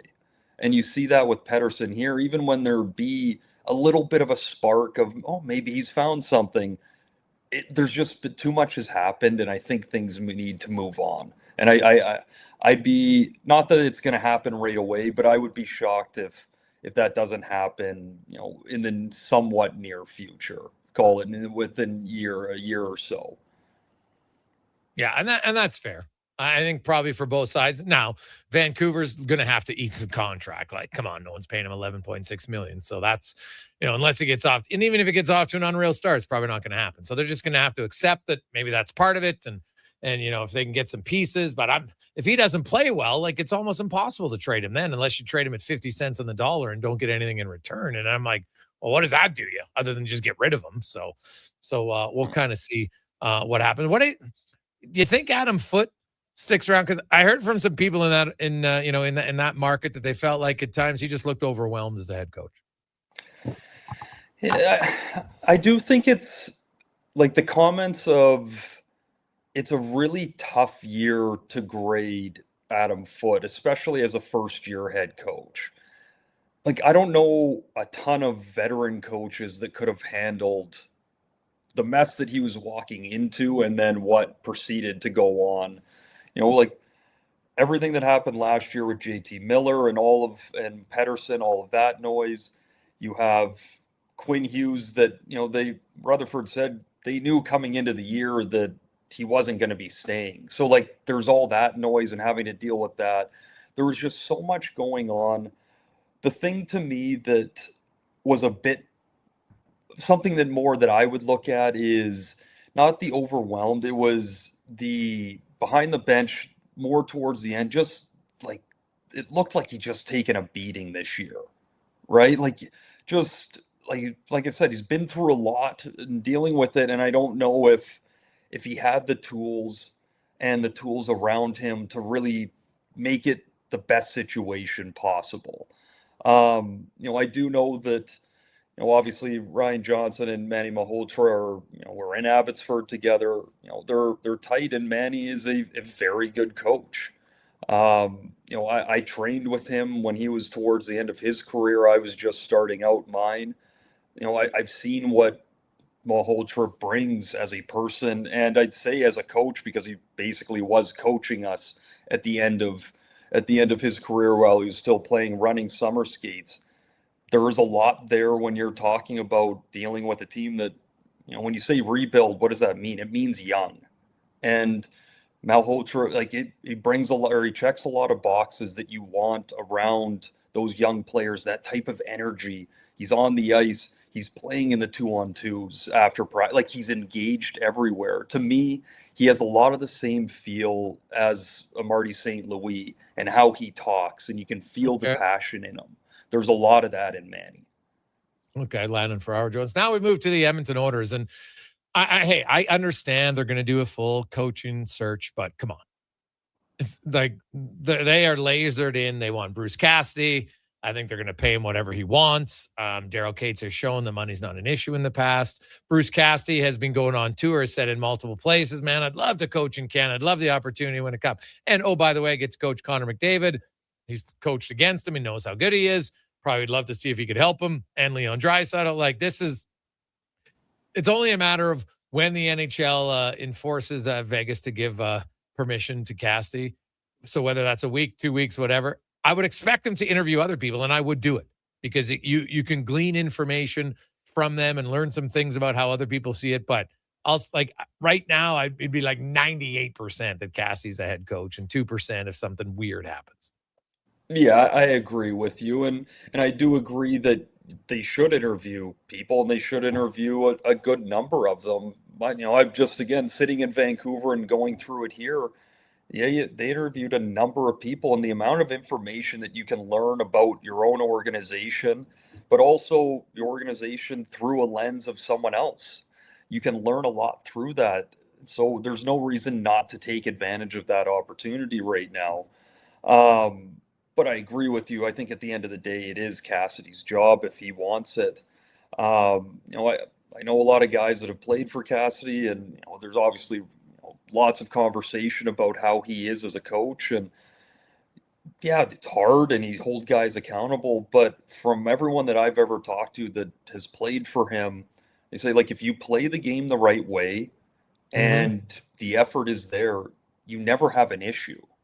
So what is the issue? Right? Like if you're trying to win a Stanley Cup, I don't want my coach to let my teammate or myself off the hook if I don't back check, right? Like I want the standards at the top.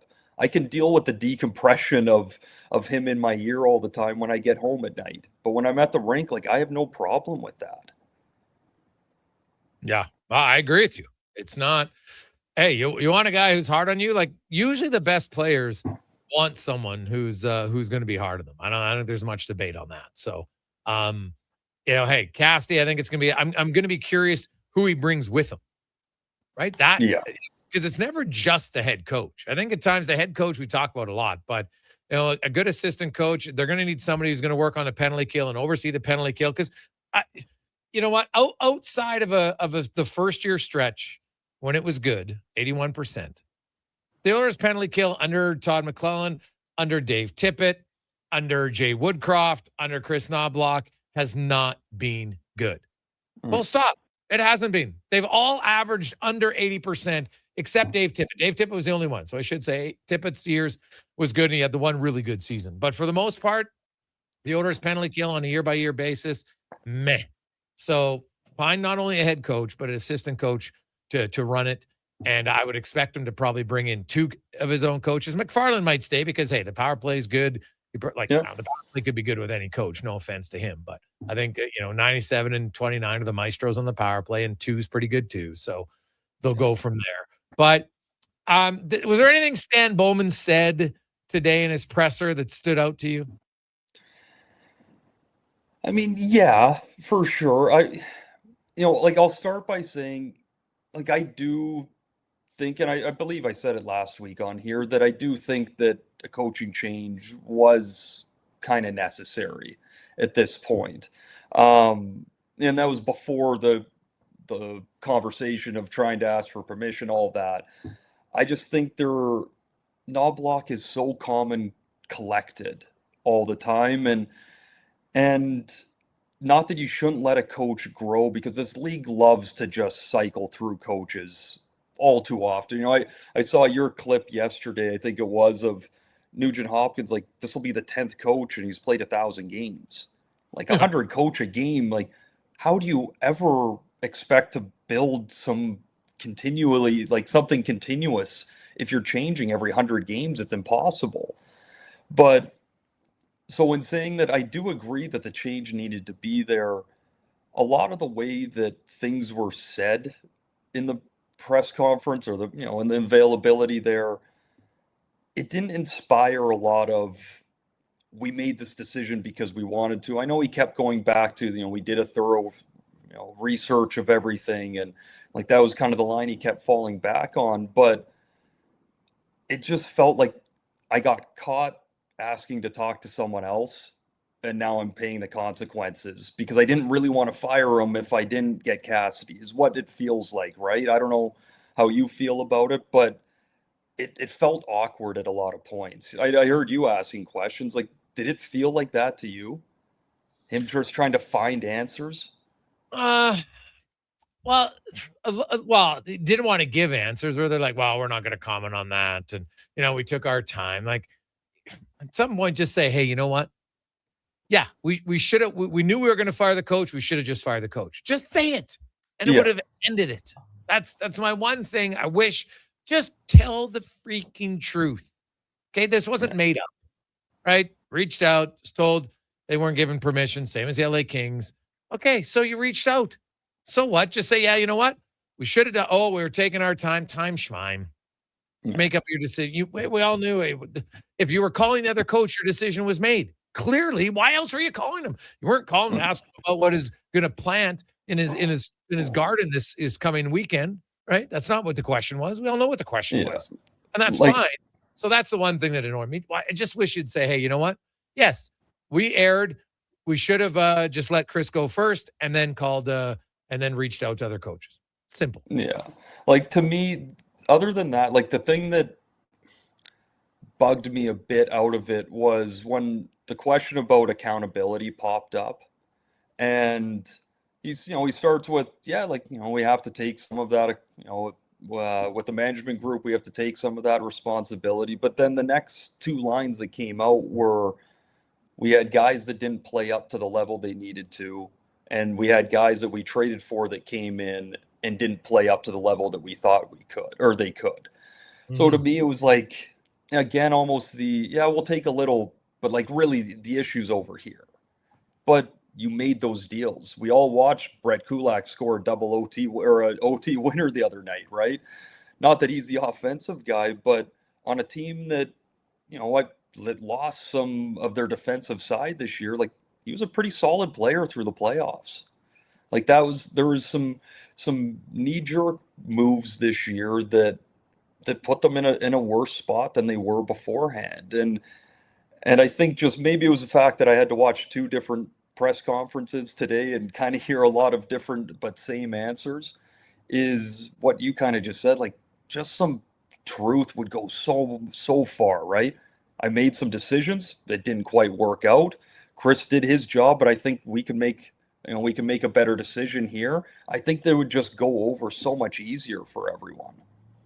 Yes. Yeah. So now he did say that management was accountable along with the coaches and the players and to where the team is at. So at least, and he included himself and said myself in that, which of course, like, how could he deny that? Like, anybody looks at the trades, like, hey, not every trade works out. I get it. Right. So I can give him credit for the Podkolzin trade. That was like a grand slam home run. It's been an unbelievable trade. The Kapanen Kapanen waiver claim has been remarkable, right? Like, you got those 2 guys you got for a 4th round pick. Those 2 guys, like, are you kidding me? It's unreal. But then you traded Stu Skinner and Kulak and a second for Jari. Fail. Yeah. Now we'll see if the Dickinson and Murphy, if those guys get re-signed, then their trades look really good. If they don't, they get better. Those trades are bad, right? But if they get them, they look like home runs. The Frederick contract, the term is awful. It's awful. No one can debate that. So he's had some big. But the nice thing there, Greg, is like the term on Frederick is awful, but it's not very hard for him to figure out a little bit and become really not that big of or that bad of a deal, right? Like, no, you're the right. jump Like for him.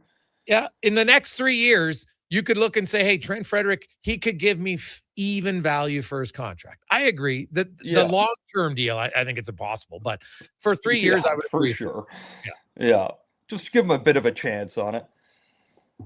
Yeah, no, there is a chance for him. Like, if he's a 15-goal, 30-point guy who's physical and kills penalties, then he's worth it. You have no qualms about it, right? Yeah. It's not like, oh my God, killer value, but it's not a detriment at all. No. It'd be like, okay, you know what? He's totally serviceable at that point. Exactly, right? So that's fine. Jake Wallman's new contract kicks in. He's going to have to play way better, right? So people would want to, that contract right now, they're kind of like, what the bleep? So he'll have to live up to that. And, we'll see. Like, hey, the one thing about Casty is, you're right. You talked about it. He demands lots. Yeah. And I think there's some guys in here that maybe could use that. But at the same time, I'm like, man, if you need a coach to do it, then there's a bigger problem. But see, and I agree with you. Like, I totally agree with you. But I think it's a lot of time, it's just the presence, right? They hire Cassidy, and at training camp, all of a sudden those guys have heard all these stories and they've talked to different guys and they hear this, and they're just a bit more on top of their stuff from the get-go. On top of it being a new coach, they're like, I don't want to be the first guy to get picked out in video, or he blows down a drill for it. Like, all of that, like, just him being there can be different. Like, if, again, like, Knoblauch is very calm and looks very collected a lot of the time. And if you know that, and you know that big rise isn't going to be there, without knowing it, it's not like you're trying to take advantage. And I'm not saying guys did, but you can slip a little, right? It's like when you'd get the line of like, wait till dad gets home, right? Like, it's a different type of feel. Even though it's the same type of discipline, it's the same. It just feels way different. Yeah, well, and hey, I've said this: whoever the next head coach of the Oilers is, he's in a great position. So you've still got a talented roster.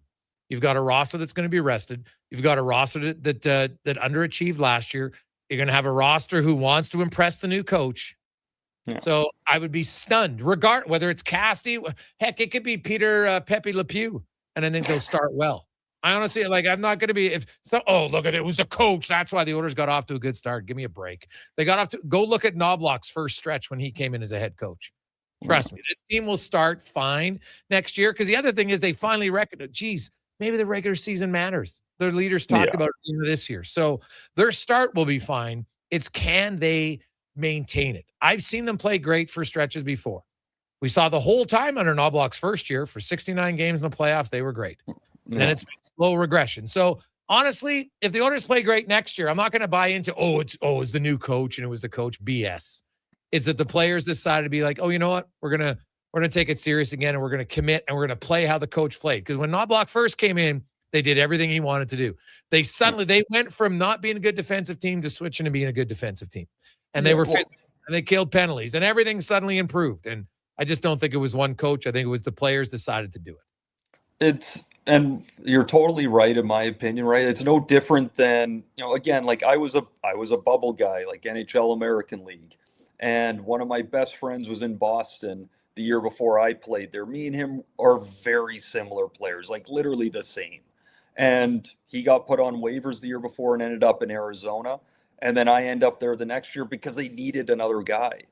A lot of it is just the opportunity at the right time. And for the coaching side, it's, you hear it all the time when guys come in and, like even Berube going into St. Louis when he won his cup, he's like, there was a lot of good work that was done here before, but they needed to learn some of those lessons. And then I can come in and kind of just put the pieces back together. Right. So in a lot of ways, you need the people in front of you to really have laid a lot of good groundwork so that you can come in and put in your system that you want, and guys can jump right into it because you're not starting at zero. It's not a rebuild. It's a team that was right at the point of winning a cup, and like you said, is a quick exit this year. Now is a bit arrested and pissed off and ready to go. It's a good position to be coming into. One last one for you.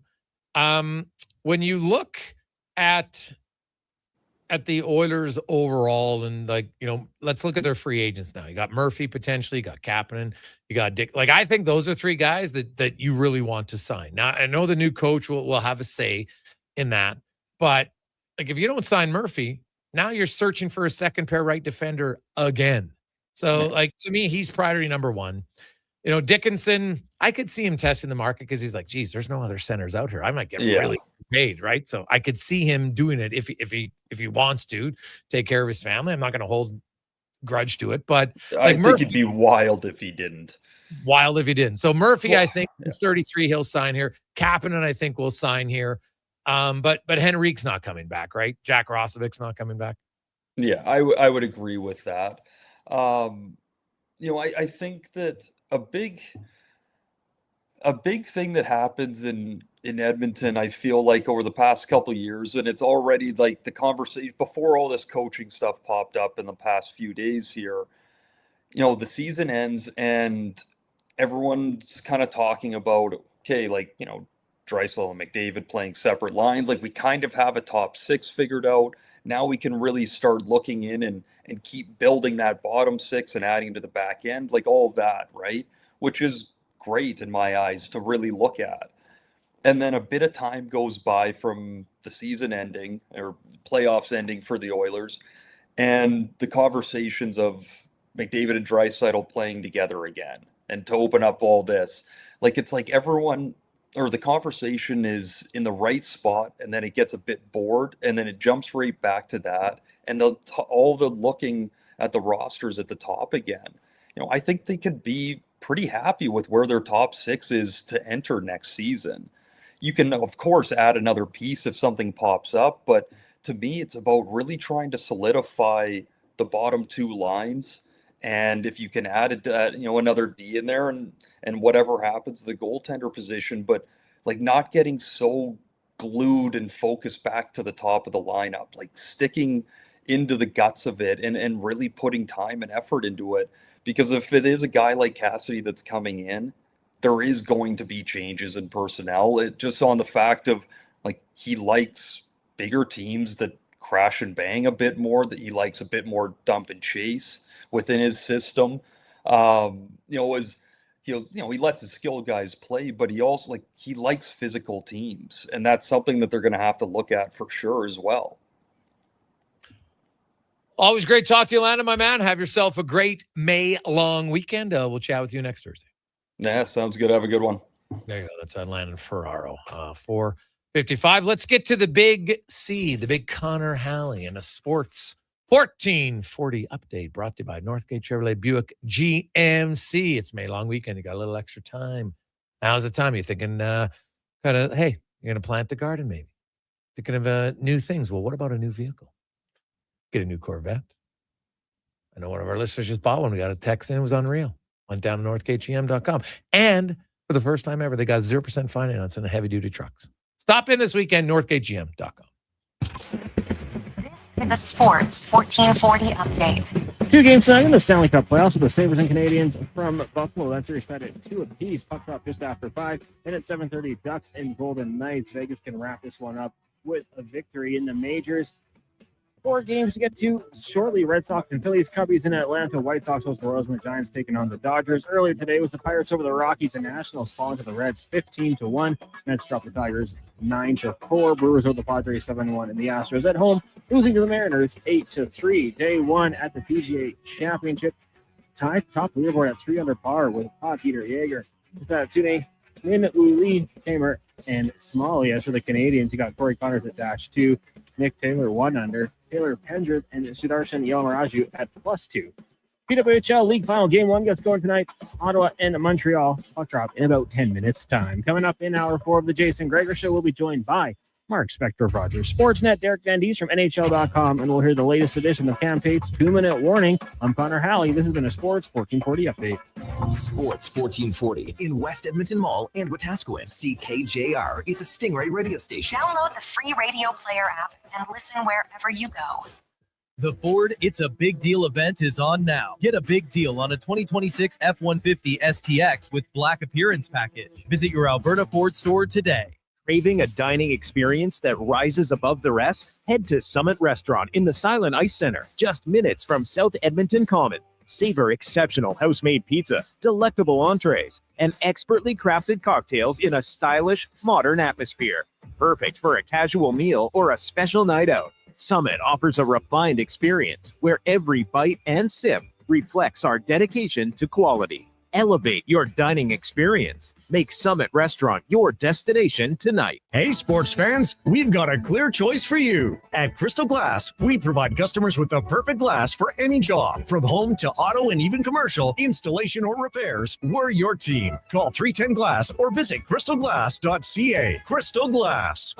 Big guests, bigger takes. Jason Gregor brings the names you know and the stories you don't. Weekdays, 2 to 6 on Sports 1440. Don't miss a minute of the action on Edmonton's sports leader, Sports 1440. Are new McCafe crafted sodas just drinks or something more? Like Sprite Berry Bliss, Creamy Strawberry Coke, and Orange Dream. All swirled with fizzy flavor and topped with silky cold foam. Only at McDonald's. At participating McDonald's restaurants in Canada. The tents are up and the deals are out. The Brick's biggest sale of the season is on now. Take up to 60% off clearance items in the tents. Sofas start at $3.99. And save up to 50% on select mattresses. Get a sofa, coffee table, mattress, bed frame, and dining set, all for less than $1,500. Only at the Brick's tent sale. See in store for details and exclusions. The Brick, saving you more. From the local links to homes and businesses across the province, Alberta's rural natural gas utilities are here to fuel life affordably, reliably, and safely. We're members of the Federation of Alberta Gas Co-ops, providing natural gas to keep our rural neighborhoods warm and connected every day. It's local, dependable, and it's ours. To learn more about the Federation of Alberta Gas Co-ops and our members, and how natural gas fuels your community, visit fedgas.com. Alberta's energy. Game on. Everybody loves a beautiful day in Edmonton. Hey, it's Jamie, and Green Drop Lawn Care is giving you one more reason to love the nice weather. Next Nice Day service. People always ask, how soon can Green Drop get here? Well, when you sign up with Next Nice Day service, we'll be there by tomorrow. Assuming Mother Nature cooperates, we'll be fertilizing and treating your weeds by the very next day. We'll even include Drought Fighter at no additional cost. Just another reason we have been Canada's lawn experts since 1979. Easy online signups only at greendrop.com. Hey, Gary, is that your dad? No, this is Evan, the new sales rep I hired. Oh. First impressions matter, but when hair loss takes over, it can feel like you're not being seen for the maverick you truly are. Hi, I'm Dr. Vance Elliott, At Advanced Hair and Skin Surgery, we know that hair loss is more than just a cosmetic issue. It's personal. Let's discuss all the cutting-edge options available so you can make a great impression every time. Book a free consultation today at drvancelliot.com.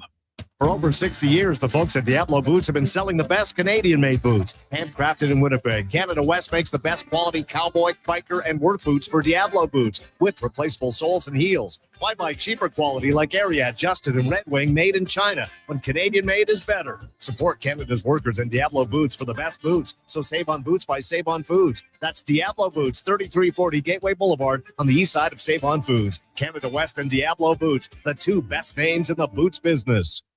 Whether you're refinancing or buying your first home, mortgages are easier with help from a neighbor. At Vision Credit Union, you get face-to-face guidance from local lenders who know the market because, well, they live here too. They'll look at your whole financial picture with practical advice for payments, renewals, refinancing, and what makes sense long-term. Get a more neighborly mortgage.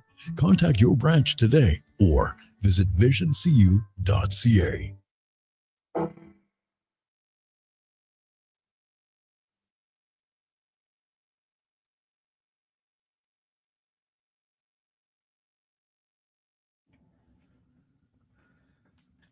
Portions of this hour brought to you by On the Rocks at Salsa Night at OTR. It gets going at 8:30. They've also got drink specials all day long and $3 mini Rockstar burgers from 5 to close. Jasper Ave 118th or online at ontherocksyeg.com. This is Sports 1440, where Edmonton talks sports. On YouTube, Facebook, and X. Here's Jason Gregor. Brought to you by PlayAlberta.ca.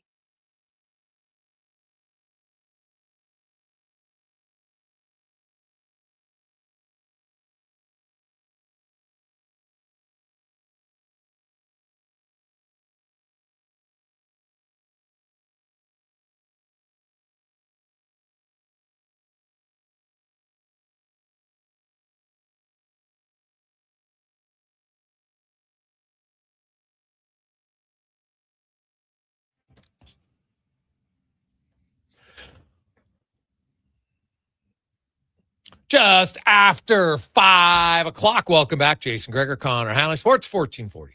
Sports1440.ca, YouTube, Facebook, X, Instagram, Twitch. Thanks for listening. Thanks for watching. As always, we very much appreciate it. Corey Connor ends up at -2. So does, Scotty Scheffler's at -2. He's got a few holes left at the PGA, but they're only one stroke back, so they're right in it. Got to be unreal if Corey Connors could get a win at a major. It'd be pretty nice. He's lurked around a few times, but it's kind of struggled a little bit as it goes deeper in the weekend. So maybe that'll change this year. We shall see. It is the Gregor Show, Thursday edition, May 14th.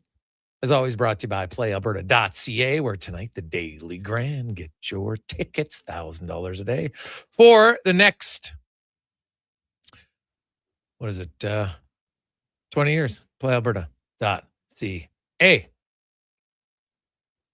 You can get in Jason Gregor Show odds boost specials and more. Tonight's a little, I love the Chris Kreider anytime goal because he is tied for most goals in an elimination game in NHL history. Him and the Moose, Mark Messier, each have 16. So the Ducks facing elimination for the first time this playoff season.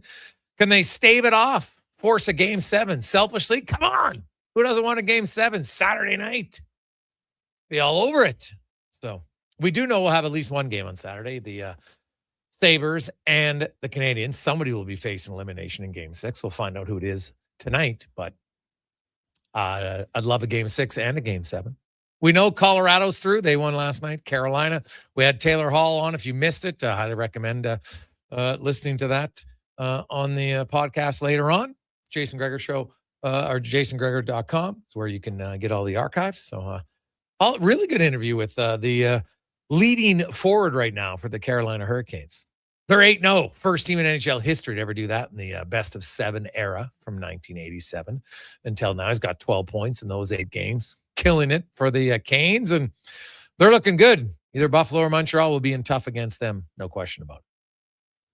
Now, Big news today, of course. Well, it's not big news. It's old news in a sense, but confirmed news. The Oilers have fired Chris Knoblauch and Mark Stewart, so they'll be looking for a head coach and a new coaching staff. Now, McFarland's still here, and I could see reasons why you would keep him on, right? I do think the new head coach would probably bring at least one, maybe two assistants with him, likely some with experience. I'll be stunned if the next head coach of the Edmonton Oilers isn't a coach with NHL experience, and I'd be quite surprised if it isn't Bruce Cassidy. I think the Oilers have zoned in. That's the guy they want. You know, they said they'll do a big search, and they should. They should interview other guys, Peter Laviolette, maybe David Carl, Todd Nelson, name the guys. Craig Berube, sure. Interview them. But I think at the end of the day, if it's not Bruce Cassidy's, then something went wrong in the negotiation. That's kind of how I come out. Let's get to the spec report brought to you by GS Construction, your underground infrastructure specialist. If you want to work for a great company that continues to grow and expand, and not only expand, but expand your opportunities for career growth, go to gsconstruction.ca. Look up careers. As Mark Spector from Rogers Sportsnet joins us. Spec, if I had to give you a percentage right now that Bruce Cassidy's the next head coach of the Oilers, what do you give me? Like 90%. Yeah. I think I said 98. Yeah. He wants to coach here. Yes. They want him to coach here. This stuff that's going on in Vegas is just superfluous. You know what? I can't see it not happening, Jay. Yeah, now we've had some people ask, I think it's a fair question. Is there any red flag for you that the guy got fired right before the playoffs began for his team, and they've been on a great run since he left? Well, I don't know. You know, did the team need a new voice after how many years was he there for? This was his fourth season. Yeah, 4 years, maybe. Did he, like people say, oh, he runs out on teams like Mike Keenan. Every coach runs out on teams. I don't know about that. In Boston, he was a head coach for 6 years. Like, that's right. Crazy. I know. And good teams, well-coached teams.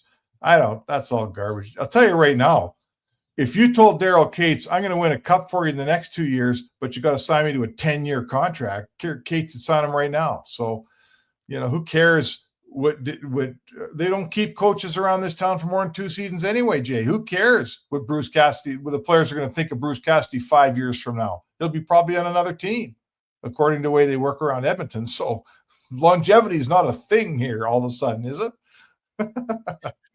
No, well, yeah, definitely not in Edmonton. My God, if he could last 4 years, it'd be a miracle as a head coach. It would be a miracle. Christian Hawkins would be like, what? 4 years with the same guy? What's happening here? It's amazing. Heck, Connor McDavid would say the same thing. So would Leon Draisaitl, like the coaching carousel. Like it's just the more I look at it, I'm sorry. Like, one of the biggest mistakes NHL has gotten into is you know what? Players tune out guys. Really? Unsuccessful teams do, and I think it's a loser mentality. And I was looking around in other sports, and funny enough, geez, the franchises that have continuity at their coaching staff, guess what? They have more success. And it's not always instant. John Cooper wasn't instant. Look at Mike O'Shea in the CFL. That wasn't instant. All right? You go around lots of different teams. You go in Europe, man. Coaches last there forever. In soccer, like, they don't fire their coach every 2.3 years, right? On average, like they do in the NHL. Like, it's a real NHL thing. And I think organizations just buy into it. And owners are like, oh, okay, I guess, if I'm the owner, I just got to pay a guy 3 years not to coach for me. All right, that's the norm. It's a wild thing, man.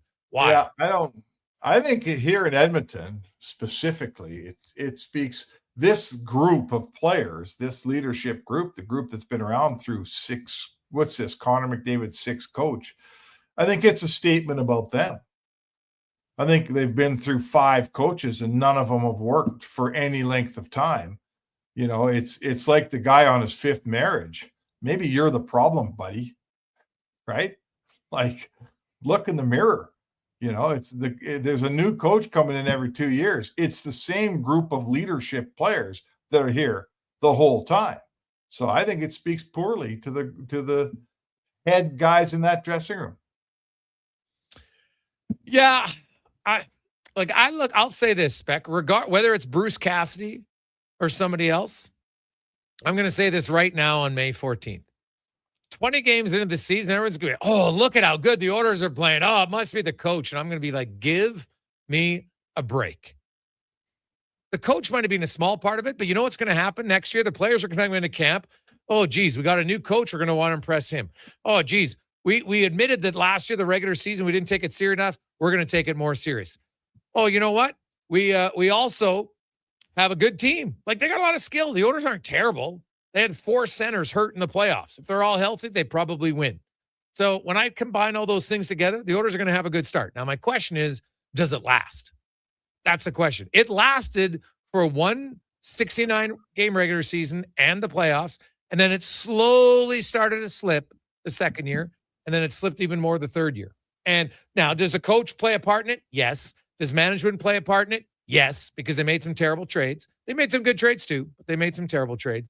But the players play the biggest part because at the end of the day, they're on the ice. They're on the ice. They're the ones who choose to want to consistently make the high-risk play that gets turned over at the offensive blue line or in the neutral zone or in the defensive zone. That's their choice. And it's the guys. That's just a reality. And then the other reality, Spec, is, and when we talked to Taylor Hall, it was an interesting comment he made because I didn't even ask him about it, but he just said, you know what? I don't put as much pressure on myself as I used to because I realize it's counterproductive. And B, we got a pretty good team. I don't need to be a 9.5 every night, even though he is a 9.5 in the playoffs right now.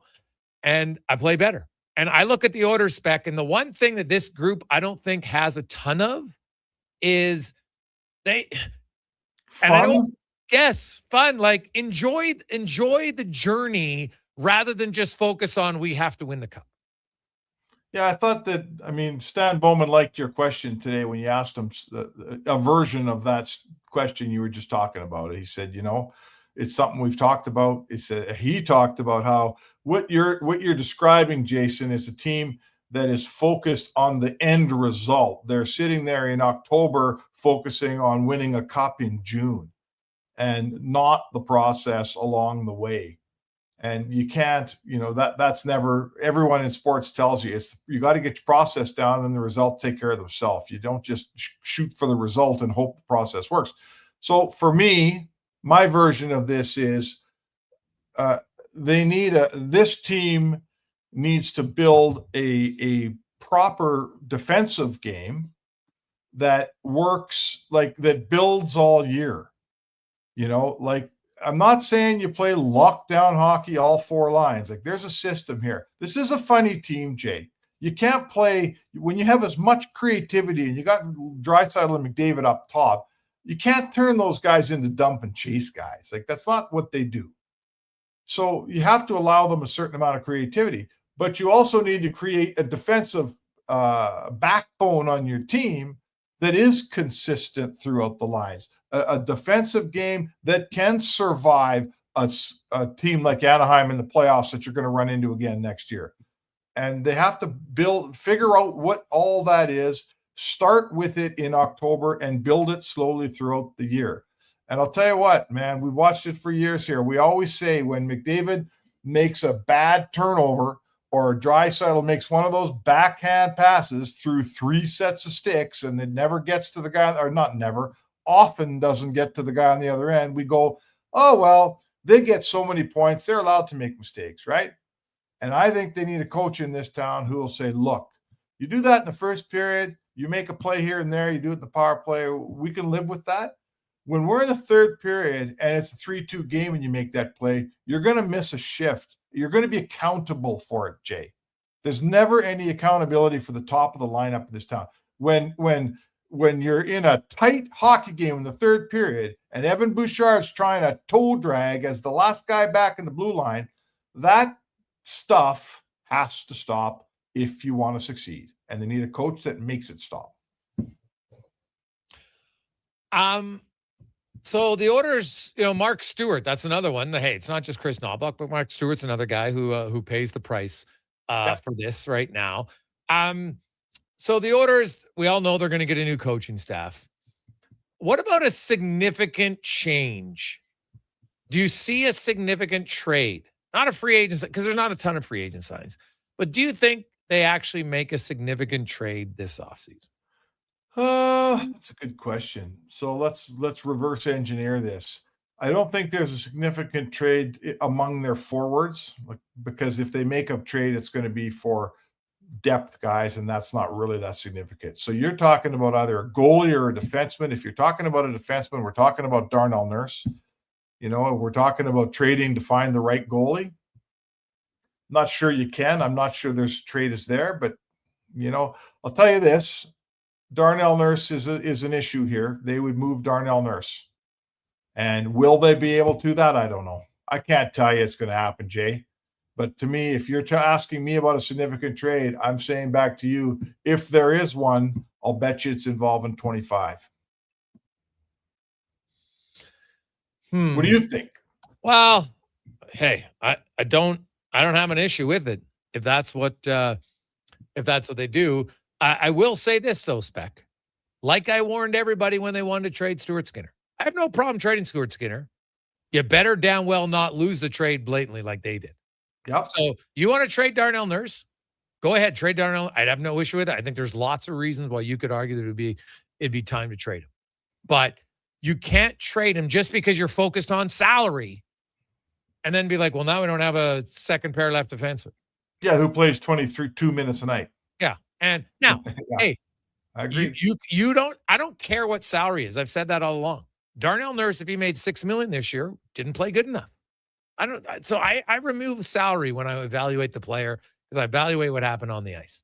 He had stretches where he was good, and then in long stretches where he wasn't good enough.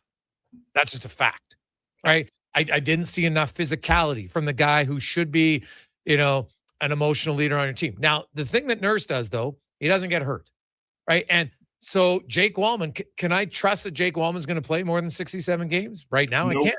So if I trade Darnell Nurse and everyone says, well, just play Jake Wallman in your second pair. I'm like, okay, good. But are you certain he's going to be healthy? No, because you're he not. has a history of not being healthy. So, the best ability is dependability. So I have no problem if you trade Darnell Nurse, but it can't be a Stuart Skinner trade. It just can't be. It can't be one. Well, let's just get rid of the guy because we're hearing all the rumors and then you lose the trade. If you're going to move him, at least break even in the trade. But you can't lose the trades to that magnitude. Any GM if the GM loses another trade as bad as he lost the Jari trade, he should go to the other town with the player. Like, he got crushed. Bowman got crushed in that trade. Absolutely annihilated. Like, you lose another trade like that, see you later. And I'm not just talking about Bowman. Name me any GM in the league that can survive 2 trades like that. Oh my God. So I guess I'd ask you this: how hard would you go after Brett Kulak this summer? And I don't care that he scored a goal last night. That's not what I'm getting at. But he's a good player, and you sure miss him. And he's from here, and he loved it here, and he might come back. I'm not saying he would. He might look at you and go, yeah, see you later. But I'd sure bark up his tree. Depending on what your other moves are, for sure. Right. I think, Brett Kulak is a pretty solid player, especially like playoff Brett Kulak has been proving time and time again that when the chips are down and the pressure is higher, he shows up. He's done it. So now, again, I'm not paying a guy for what he's done in the past. Eventually, you slow down. So would I bring back like Brett Kulak at 2.75? God, yes. Not even a question. But not at $5 million. So you always have to be realistic. And a realistic salary. I mean, he's a healthy player. He plays all the games. He moves up and down your lineup. He's a great person. He's a leader. It's all there. So anyway, I'm just throwing that out there. I said this morning to Kevin, I'll say it to you. If I had to ask you, what hurt the Oilers more this year? Getting Jari or losing Kulak? What's the answer? Losing Skinner and Kulak, terrible. Yes, we all know that, right? It was awful. Yeah. Like, God, it's a bad trade. Bad trade. Spec, have yourself a good night, and we will see. We both in agreement that it's right now. I think the Oilers are their laser focus. It's going to be Bruce Cassidy. All right. So what other changes will they make? I don't think they need significant changes, but whoever the new coach is, I'll say this, and I looked it up. Bruce Cassidy, for the love of God, do not have Connor McDavid on your penalty kill. That's the only thing I'll say. Yeah, I'm absolutely with you. It's one of the problems, and I addressed this in my column today. It's up. One of the problems that's been going on here for the longest time, and I spoke at length with an current Oilers player today on the phone who brought this up again, is the old Derek Ryan problem, that us guys in the bottom of the lineup sheet, we don't have ownership. You know, Knoblauch brought it up at the press conference, his exit press conference. I heard it again today. We've been hearing it for years. It's an ongoing problem, and they got to find ice time for all the rest of the team. And one of the places is the penalty kill. Connor McDavid should not be eating up minutes in the penalty kill. They got to find a way. They had a team when they went 7 with Florida, and that's deteriorated ever since last year. We're back to having a few superstars and a bunch of guys again. Yeah, well, we'll see how it goes. Speck, have a good one. There you go. That's Mark Speck. The Speck Report brought to you by GS Construction. Take a quick break. We'll return. DVD joins us. We got Cam Tate coming up. More from Stan Bowman on the Gregor Show, presented by PlayAlberta.ca. Who's that working on the underground utilities over there? All-Star Construction, that's who. What about the street lighting? Yep, All-Star Construction. And the directional drilling, hydrovacking, neighborhood renewal, and telecommunication work? Yep. Since 2009, All-Star Construction has been doing all that and more, shaping and building Edmonton communities for land developers all around Edmonton. That's what All-Star Construction is all about. Wow.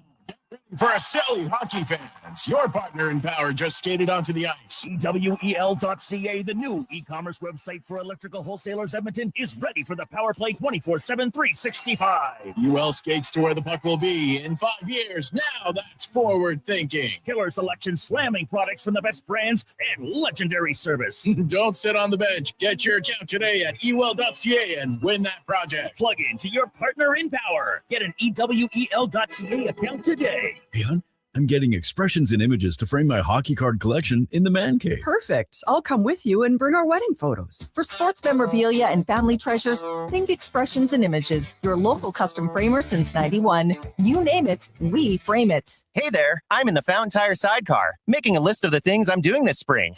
1. Saving you money, with up to 20% off select tires until June 13th. 2. Water skiing, tricky in a sidecar, but fun. And 3, saving you more money with mail-in rebates of up to $100 off a set of 4 select tires and $50 off a $150 service with the purchase of 4 select tires. Oh, that's 4 things. Oh well, restrictions apply. Book online at fountaintire.com. Fountain Tire. We're on this road together, Canada. The job isn't done until the last load is hauled, and having a semi-trailer out of commission is not an option. Whether replacing or adding to your convoy, Edmonton Trailer has a huge inventory of new and used semi-trailers, trusted by the gravel, logging, oil field, fluids, and freight industries. Find a trailer right for you online or at one of their 3 locations. For sales, service, parts, rental, and finance, when you're in it for the long haul, Edmonton Trailer. Start thinking spring road trips and off-road trips in your new Subaru Crosstrek. Stylish, rugged, and so many features. Standard on every Crosstrek. Subaru's symmetrical all-wheel drive, EyeSight driver assist technology, heated seats, and LED steering responsive headlights. Plus, with interest rates from 0.99%, you'll love the affordable weekly payments. No waiting, immediate delivery available. Subaru Crosstrek. Visit Subaru.ca. Welcome to Uncommon. Welcome to Subaru. You need freedom on the job site to get your work done.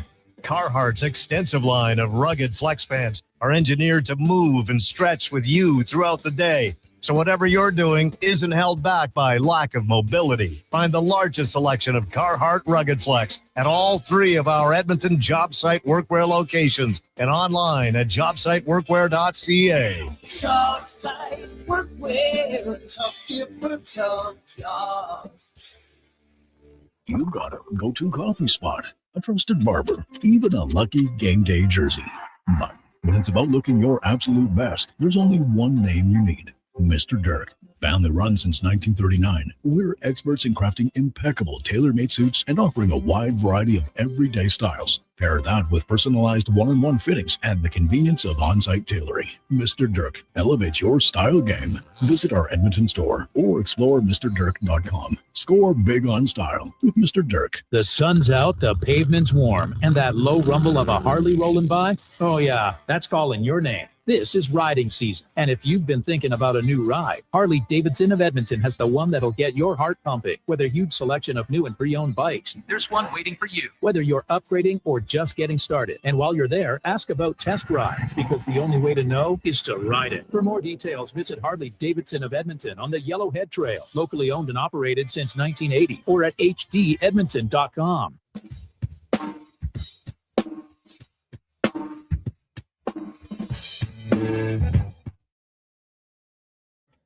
Portions of this hour brought to you by 01 Athletic Care. Injuries don't wait, and neither should you. 01 Athletic Care offers one-stop access to doctors, x-rays, and casting. It's expert musculoskeletal care covered by Alberta Health right in West Edmonton Mall. Move from injury to recovery. Book now at 01.ca. That's ZERONE.ca. The Jason Gregor Show, the best of Edmonton sports talk and beyond. This is Sports 1440. Presented by PlayAlberta.ca, Alberta's only regulated online gambling website.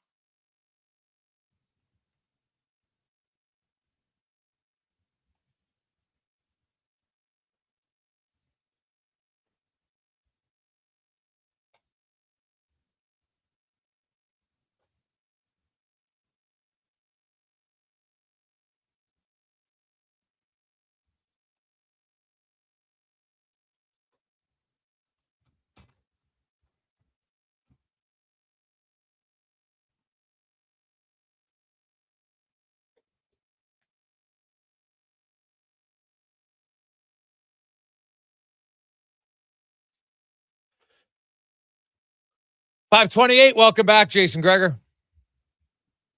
Connor Halley, Declan Kruger, Sports 1440, sports1440.ca. YouTube, Facebook, X, Instagram. Busy day, good start. If you like offense in the National Hockey League tonight, the Sabres and the Canadians. We got 4 goals, and the game is only like 8 minutes old. It's wild. The Sabres have 2 goals on 3 shots. The Canadians 2 goals on 10 shots. So they've been, but it has been a wild back and forth game. Zucker scored. Caulfield finally scored 5-on-5, even strength goal. Josh Doan scored, and then Texier scored. Texier scored 9 seconds after Buffalo made it 2-1. This is just, it's wild stuff going on in Buffalo right now. It's great, man. It's entertaining. That's what you want. I know someone's going to say, oh, the coaches don't like it. Like, I wish we could ban that statement. As an analyst, oh, yeah, the coaches aren't good. Why are you caring about the coach? Some games are going to be 2-2 in the first 10 minutes. Some games are going to be 0-0 in the first 50 minutes. As a coach, if you honestly, you're like, I only like it when our team does nothing offensively. Like, give me a break. God, I hate that. Like, I wish we could ban that from analysts. So, anyway. Another, I'm curious, how many times have the ESPN broadcasters butchered Ukko-Pekka Luukkonen's name on the broadcast? Curious. Anyway, let's go around the NHL, brought to you by McDonald's and the McHappy Meal. $5 right now. McValue Meal. Get in. The McDouble, good. Really good. Sausage wing muffin. Get that one as well right now, only for $5. And other deals at McDonald's. As Derek Van Diest from NHL.com joins us. DBD, how you doing? Good, Jason. How you doing? Oh, I'm pretty fair. I asked Spec the question on a percentage basis. What percentage you give that the Edmonton Oilers will hire Bruce Cassidy as their next head coach? I would say 75%. They're going to have to outbid the Toronto Maple Leafs, I think. And then again, the Cassidy is not a stats guy, an analytics guy. So I know that probably Maple Leafs will want a guy like that. But I think when you get into a bidding war, there's some teams that probably were interested in his services. I think the Oilers are going to write him a blank check, to be honest, and get him in here and bring him in to, and get an opportunity to work with Connor McDavid. I don't think Bruce Cassidy would pass that up. So I think the odds are high that he's going to come in here and take over this job. I know they always talk about, well, we're going to go out, we're going to search, we're going to do our due process, we're going to interview a bunch of people. And it's always the same with this organization. They just say, oh, this guy's available, let's go get him. Like they did that with Peter Chiarelli. They did that with, Kenny Holland. They did that with, a bunch of coaches. And it's just like the due process, is it there really? Or it's just, oh, this guy's the best. We perceive this guy to be the best guy. Let's go get him. And I think that's the situation here. They're going to do whatever they can to get Bruce Cassidy to come in here and coach the Edmonton Oilers. Yeah, I would be quite surprised. And hey, Bruce Cassidy, and I said it even before the Oilers had there been any mention of them even talking to him when he was on tour, and said, hey man, I'd love to coach in Canada. I'd love to bring the cup back to Canada. And right away, I was like, smart guy, because every fan in the Canadian market's like, oh, I want this guy to coach our team because he cares. He cares like we do. We want to bring the cup back. It was a genius move by Cassidy. And obviously, he's had success. He's coached 9 full NHL seasons in the NHL. Every year, his team's made the playoffs. He's made it to the second round 6 times. He's made it to the third round twice, Stanley Cup final twice, winning once. Obviously, this year he didn't get to the playoffs because he got fired right beforehand. And there was one year in Boston, I didn't count, where he joined the team like with 24 games left and they made the playoffs. But, he wasn't there. He was an assistant coach. So still, he's kind of part of the team. So maybe I could have included that. But either way, he's had playoff success. Now, the Oilers' playoff success or making the playoffs isn't their success. They want to get higher. Was there anything you took away from Bowman's press conference that stood out for you today? A little bit. The thing about, we're going to talk to Connor McDavid and Leon Draisaitl and get there, but like they're not going to hire the coaches, but they're going to kind of be involved, which is something obviously. I think we've talked to McDavid before when he said, I don't hire coaches, I don't hire GMs, I'm here to play. But I thought that was interesting, and also a thing that was interesting, and something that we've heard here before. Because I'm not responsible for what happened in the past. I'm just worried about what's happening in the future. When there was reference that, hey, this is like, 10th coach in 11 years that they've had here or whatever. 15 for Nuge, 10 and 15. Yeah. So, this will be the 6th coach for McDavid. This will be the 8th coach if you count Todd Nelson as the interim for Draisaitl. So there's been a lot of changes, a lot of movement, a lot of different guys coming in here to coach.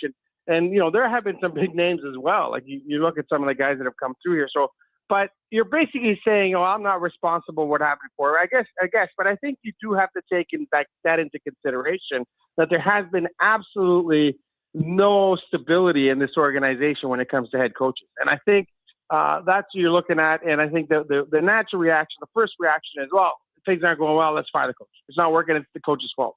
And another thing that kind of got to me is, when you heard that there was a bit of friction between Knoblauch and management team, that moment didn't deny it. He said, hey, maybe we weren't in sync all the time.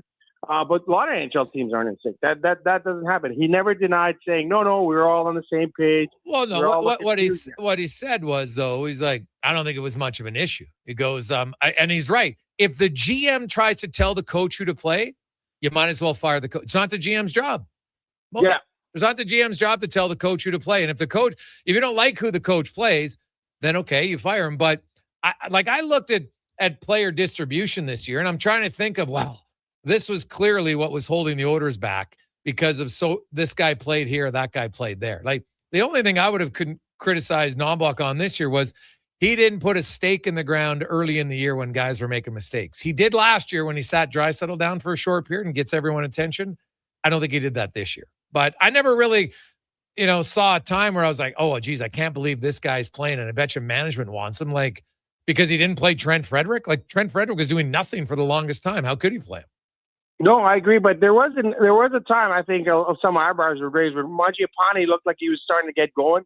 He was starting to get, be that agitating player that he wanted. And then remember there was one game he was playing really well and he had a turnover and he got sacked for the third period. And then, I think he never allowed him to kind of get going. That was the only one I can remember that showing, hey, man, like you're making this guy accountable, but, McDavid and Draisaitl and Bouchard turn the pucks over like crazy and those guys aren't accountable. So I think that was maybe the one that stands out to me is that Stan Bowman went out and got this guy, and for whatever reason, Chris Knoblauch just didn't like him, didn't play him, didn't want him on his team. So, I think the GM goes out and gets players, and if the coach doesn't like him, then obviously there's an issue there. There's got to be some communication on what players you get, what players you bring in. But that's the only one that stood out to me, is that anytime Mangiapane looked like, okay, he looks like he's gaining some traction, it looks like he's playing that game, he would be sat down and shut down. And I can't remember the game in particular, but he looked like he was playing well, had one turnover, cost him a goal, and then he sat the rest of the game. So, but there was obviously some sort of disconnect there between management and Bowman said, I thought some players could have been used in different situations or different ways. Who knows? Who knows what they were talking about in there? But to me, that was like they're obviously not on the same page here. And Knoblauch's not Bowman's guy. Like, the GM comes in here, he wants his own guy, and obviously you can't fire a guy that goes straight to 2 Stanley Cup Finals. And what was strange, obviously, is that he gives them the 3-year extension. I think it was worth about $7.5 million, if I'm not mistaken. And then a few months later, he's like, no, he's not our guy. So, you're costing the owner a lot of money here. So I'm sure the owner it's not bothered. He'll spend as much money as it takes to win, which is a good thing about this owner in Edmonton. But you got to spend your money wisely. And right now, obviously that wasn't a wise investment. Yeah. So looking around the NHL, Toronto, you mentioned Toronto. Like, I honestly don't think Bruce Cassidy, like, if you look at Edmonton, you look at LA, and you look at Toronto, the 3 vacancies, Toronto's number 3. Like, they might be able to pay more, but they're clearly number 3. They're not close to I think, like, they got a lot of issues on that team and on defense specifically, what's going to happen long term. Like, I think Toronto is going to be looking to find like a younger technical coach. I don't know if this is the time for them to blow the bank on a proven established coach. No, it's probably not, but it's Toronto. If they try to outbid it, they're the New York Yankees of the National Hockey League. Like, I think they had 6 assistant GMs on the staff. So this is a team that spends a lot of money, not afraid to spend a lot of money. And it'll come down to, you're probably right, Toronto's probably looking in a different direction, a different type of coach that they had there in Berube. Obviously, they didn't like what Berube was doing. There are difference of philosophies there. But yeah, it'll be interesting to see what direction they go. But money talks. So I think it's going to be, it's a situation where Cassidy holds all the cards here. He's going to look at the situation in LA. He's going to look at the situation in Edmonton, look at the situation in Toronto. Edmonton, I think, has got the better roster. It's closer to winning. They just need some pieces to get back to a contending team. So I'm sure Cassidy's looking at that. But then, you talked about not getting permission to go coach. And you're the Vegas Golden Knights. You want to turn around. You're paying your coach. I think that one of the issues is whether the Vegas Golden Knights are on the hook for him next year, regardless of if he goes somewhere else. And so now, if you're the Vegas Golden Knights, if you're Kelly McCrimmon, you're paying Bruce Cassidy to coach one of your top rivals at Edmonton. So I think that's probably the situation there that they got to kind of figure out. But yeah, no, Edmonton's a very attractive market for anybody that wants to be a coach. It's a great, you get to coach Connor McDavid and Leon Draisaitl, two of the best players in the game, and you have an instant contender. You just got to kind of manage it and put it on the rails. So yeah, it's an attractive market. I'm sure he'll be attracted by it. But I think, yeah, it will come down to, I think it'll be a bit of a bidding war between LA, Edmonton, and Toronto. You're right, probably right. Toronto's probably the third. I don't know how John Shaka is going to run things over there. But yeah, it's going to be interesting to see how it all shakes out in the next couple of weeks. Looking at, I don't know if you're watching or probably not watching as we're talking right now, but I've got the Buffalo-Montreal game, and it's 5 goals in the first 10 minutes and 15 seconds. It's been absolutely wild. Buffalo's leading 3-2. And we need this, you watched that game last night. Minnesota's up 3-0. And in their franchise history, they've never blown a 3-0 lead. They're like 21-0. And Colorado comes back, scores twice in the last 3 minutes and 33 seconds. And then Brett Kulak, of all guys, not a big scorer, scores the overtime winner. Do you think it's a fait accompli that it's Carolina and Colorado in the Stanley Cup final? Or do you think one of Buffalo, Anaheim, Montreal, Vegas could beat either one of those teams? It's going to take something special to knock them off. And I think it is. I think those two franchises are on a collision course to meet in the final. Obviously, Carolina is steamrolled over their first two opponents in the Eastern Conference. And I think Buffalo and Montreal, they're going to batter each other. And by the time they get to the conference final, I'm not sure either of them will have much left. A well-rested, healthy Carolina team going up against them. So, I think it is. It is fait accompli. I think those two teams will meet in the final. I think it'd be a great final if it does happen. I don't know depending on what happens in the series I'm covering here with Anaheim and Vegas. Vegas is beat up. I don't think Mark Stone's coming back, to be honest. I think happened, something popped in his hip or something. I don't think he's coming back. So that's a big loss for Vegas. And Anaheim is just happy to be here. Like, they're just playing. They're happy to be here. They're trying to extend this series as far as they can go. I don't think they have a chance against Colorado. If they do, I think Vegas will just too beat up to match up Colorado. So I think Colorado will have they have some time to rest now, winning in 5 games. But I think those two teams, Colorado and Carolina in the East, are by far the two best teams in the National Hockey League playoffs right now. Yeah, should be fun. DVD, enjoy the game. Go watch it, Buffalo and Montreal, man. I'm telling you, if you like excitement and plays good and bad, that had everything. So enjoy it. We'll talk to you next week. Sounds good. Thanks for having me on. There you go. That's Derek Van Diest from NHL.com. We'll come back. Camp Tate, we got the 2-minute warning and more on the Gregor Show presented by PlayAlberta.ca. Mr. Rooter gets attacked by a Canada goose. Oh, look at that. Another on-time arrival. Nothing stops Mr. Rooter from plumbing on schedule. You gotta be kidding me. Hello, Mr. Goose. I'm Mr. Rooter. Okay, this is what you train for. Through rain, sleet, or goose, the pipes get fixed. For a plumber who does whatever it takes, Mr. Rooter. With Play Alberta, backing the home team goes beyond the bets. That's because your picks have provincial impact. Play Alberta is the only app in the province that puts all revenue directly back into supporting programs and services that Albertans rely on every day. By investing in the General Revenue Fund, every play, bet, and buy made on Play Alberta helps make a difference across the province. It feels good to know your fund goes further at home. Visit playalberta.ca/Gregor to learn more. Must be 18 plus to play. If you gamble, use your game sense. Say hello to your new favorite drinks. Introducing new McCafe Refreshers. Icy cool, undeniably refreshing, and available in 3 flavors. Strawberry watermelon, mango pineapple, and blackberry passion fruit. Only at McDonald's. The tents are up and the deals are out. The Brick's biggest sale of the season is on now. Pick up to 60% off clearance items in the tents. Sofas start at $3.99 and save up to 50% on select mattresses. Get a sofa, coffee table, mattress, bed frame, and dining set. All for less than $1,500. Only at the Brick's tent sale. See in store for details and exclusion. The Brick, saving you more. You don't just need property services, you need problems handled.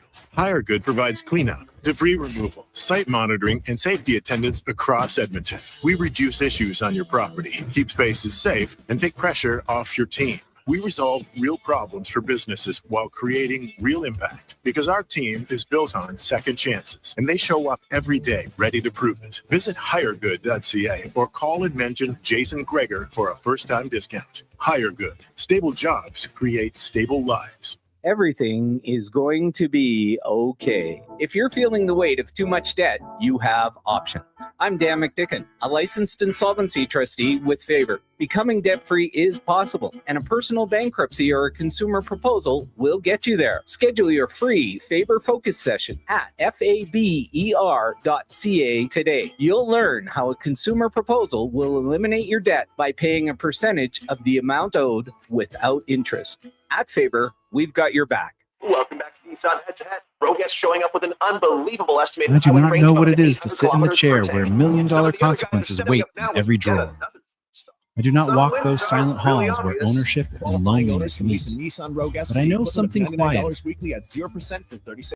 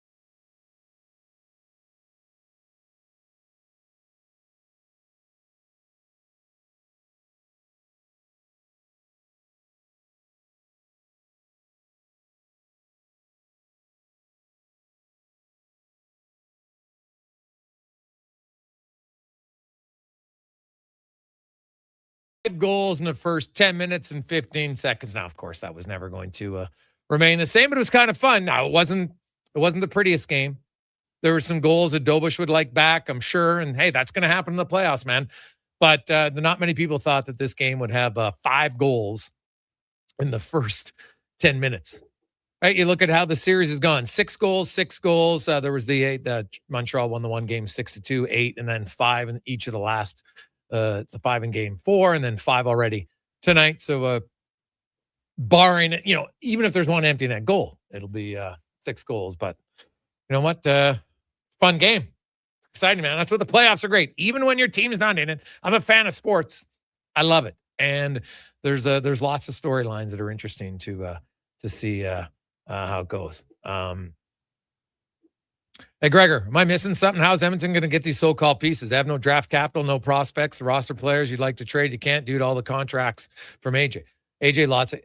We can go through the list of guys who people thought were untradeable and got traded. Just because they're difficult trades doesn't mean you can't make them. Hey, look at the trade the Oilers made. Who would have thought that you could say, hey, I'm going to trade Tristan Jarry. Ask people in Pittsburgh. You know what? We're going to give, someone's going to give us Brett Kulak, Stuart Skinner in a second. And people would have said, yeah, right. But that's what happened. So trust me, deals can happen. All it takes is one other GM to be like, oh, I'll make that trade. Just got to find him. Not always easy, but you got to find him. Let's get to the 2-minute warning now, brought to you by Legacy Heating and Cooling. Home with the no payments, no interest for 1 year on your AC or your furnace. Bundle them up, save even more. LegacyHeating.ca. And here is Cam Tate with the 2-minute warning. I do not know what it is to sit in the chair where million-dollar consequences wait in every drawer. I do not walk those silent halls where ownership and loneliness meet. But I know something quieter, the gravity of a single phrase. I am sorry. We are sorry. Words that do not bend the past. Words that cannot patch every wound. Yet sometimes they soften the ground where we stand together, even for just a moment. The story is simple on its face. The Oilers parted ways with Chris Knoblauch. It was bound to happen. The machinery of this league leaves little room for sentiment. Full stop. And yet, something in the sequence unsettles me. Stan Bowman broke the news face to face. That matters. A private act, done the old-fashioned way. Handshake. Eye contact. I respect Bowman for that. It was right. But dignity falters under the weight of a rumor. Las Vegas said no to Bruce Cassidy and the Oilers. The leak came next. Suddenly, events that should whisper became a thunderclap. An internal shift turned public, raw, and loud. Knoblauch, a man who worked with quiet purpose. He trusted the process. He never expected a parade, just a straight answer. Instead, he received a sudden exit. No curtain, no applause, just noise and the chill of a door closing. I understand. This is business. Numbers first. Always numbers. But sometimes, numbers forget the shape of a human being. I wondered today if the Oilers owe him an apology. 78% of you said no, a Twitter poll. Not necessary. Not in this world. I carry that result with me. Its clarity, but also its coldness. Maybe that is how it is. Maybe that is what strength looks like here. But strength can be quiet, too. Barry Trotz knew that. When he left Nashville, he chose a humble public thank you in a Nashville newspaper ad. Bruce Boudreau did the same. Not a grand gesture, not a confession, just respect, put plainly on the record. So, what if the Oilers did that? A page in the paper for Chris Knoblauch, a wish of well-being, a simple thanks. Because in business and in life, there are different ways to say sorry. This is Cam Tate, Sports 1440. Yeah, I don't think a public apology was necessary on this. Hey, they aired. There's no question.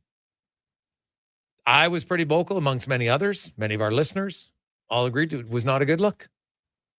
They know. Now, what's the punishment going to be? I think for some people, Might be they don't go to games. Some won't renew their season tickets. Others will be like, hey, I voiced my opinion and move on. It's fine. Everybody's different. Where we go. Hey, Gregor, the Hawks were able to get Spencer Knight in the first for an underperforming Seth Jones. How did the Oilers miss that opportunity? Nurse would probably have waived for Florida. So, but Edmonton didn't have a Spencer Knight. Right? So you're saying that Florida would have traded Spencer Knight to Edmonton for Nurse? No. Nurse doesn't run power play. Like him and Seth Jones are different defensemen. Right? I got to be realistic here. They weren't going to take Darnell Nurse for Spencer Knight. Totally different player. Right? Seth Jones is a much more offensive-minded player than Darnell Nurse. So I don't think that was going to happen. Could Edmonton have tried? Sure. But I don't think it was realistic to think. Especially those two teams that met in the Stanley Cup final the year before. Were they going to make a trade? Probably not. So on behalf of Connor Halley, Declan Kruger, I'm Jason Gregor.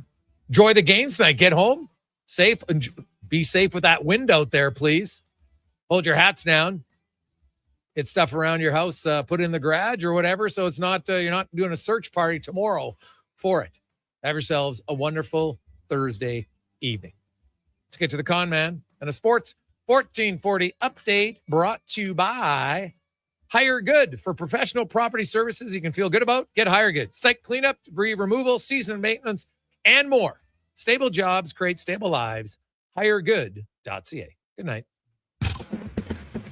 The Sports 1440 update. 2 games tonight in the Stanley Cup playoffs. A fun one out in Buffalo after 20 minutes. Sabres on top 3-2. That series tied at 2 games apiece. At 7:30, got the Ducks and Golden Knights from Anaheim.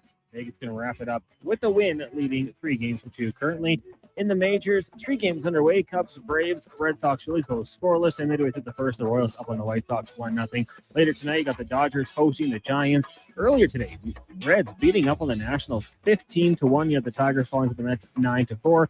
Brewers over the Padres 7-1. The Mariners hit by the Astros 8-3, and it was the Cards over the Athletics 5-4. Day 1 at the PGA Championship.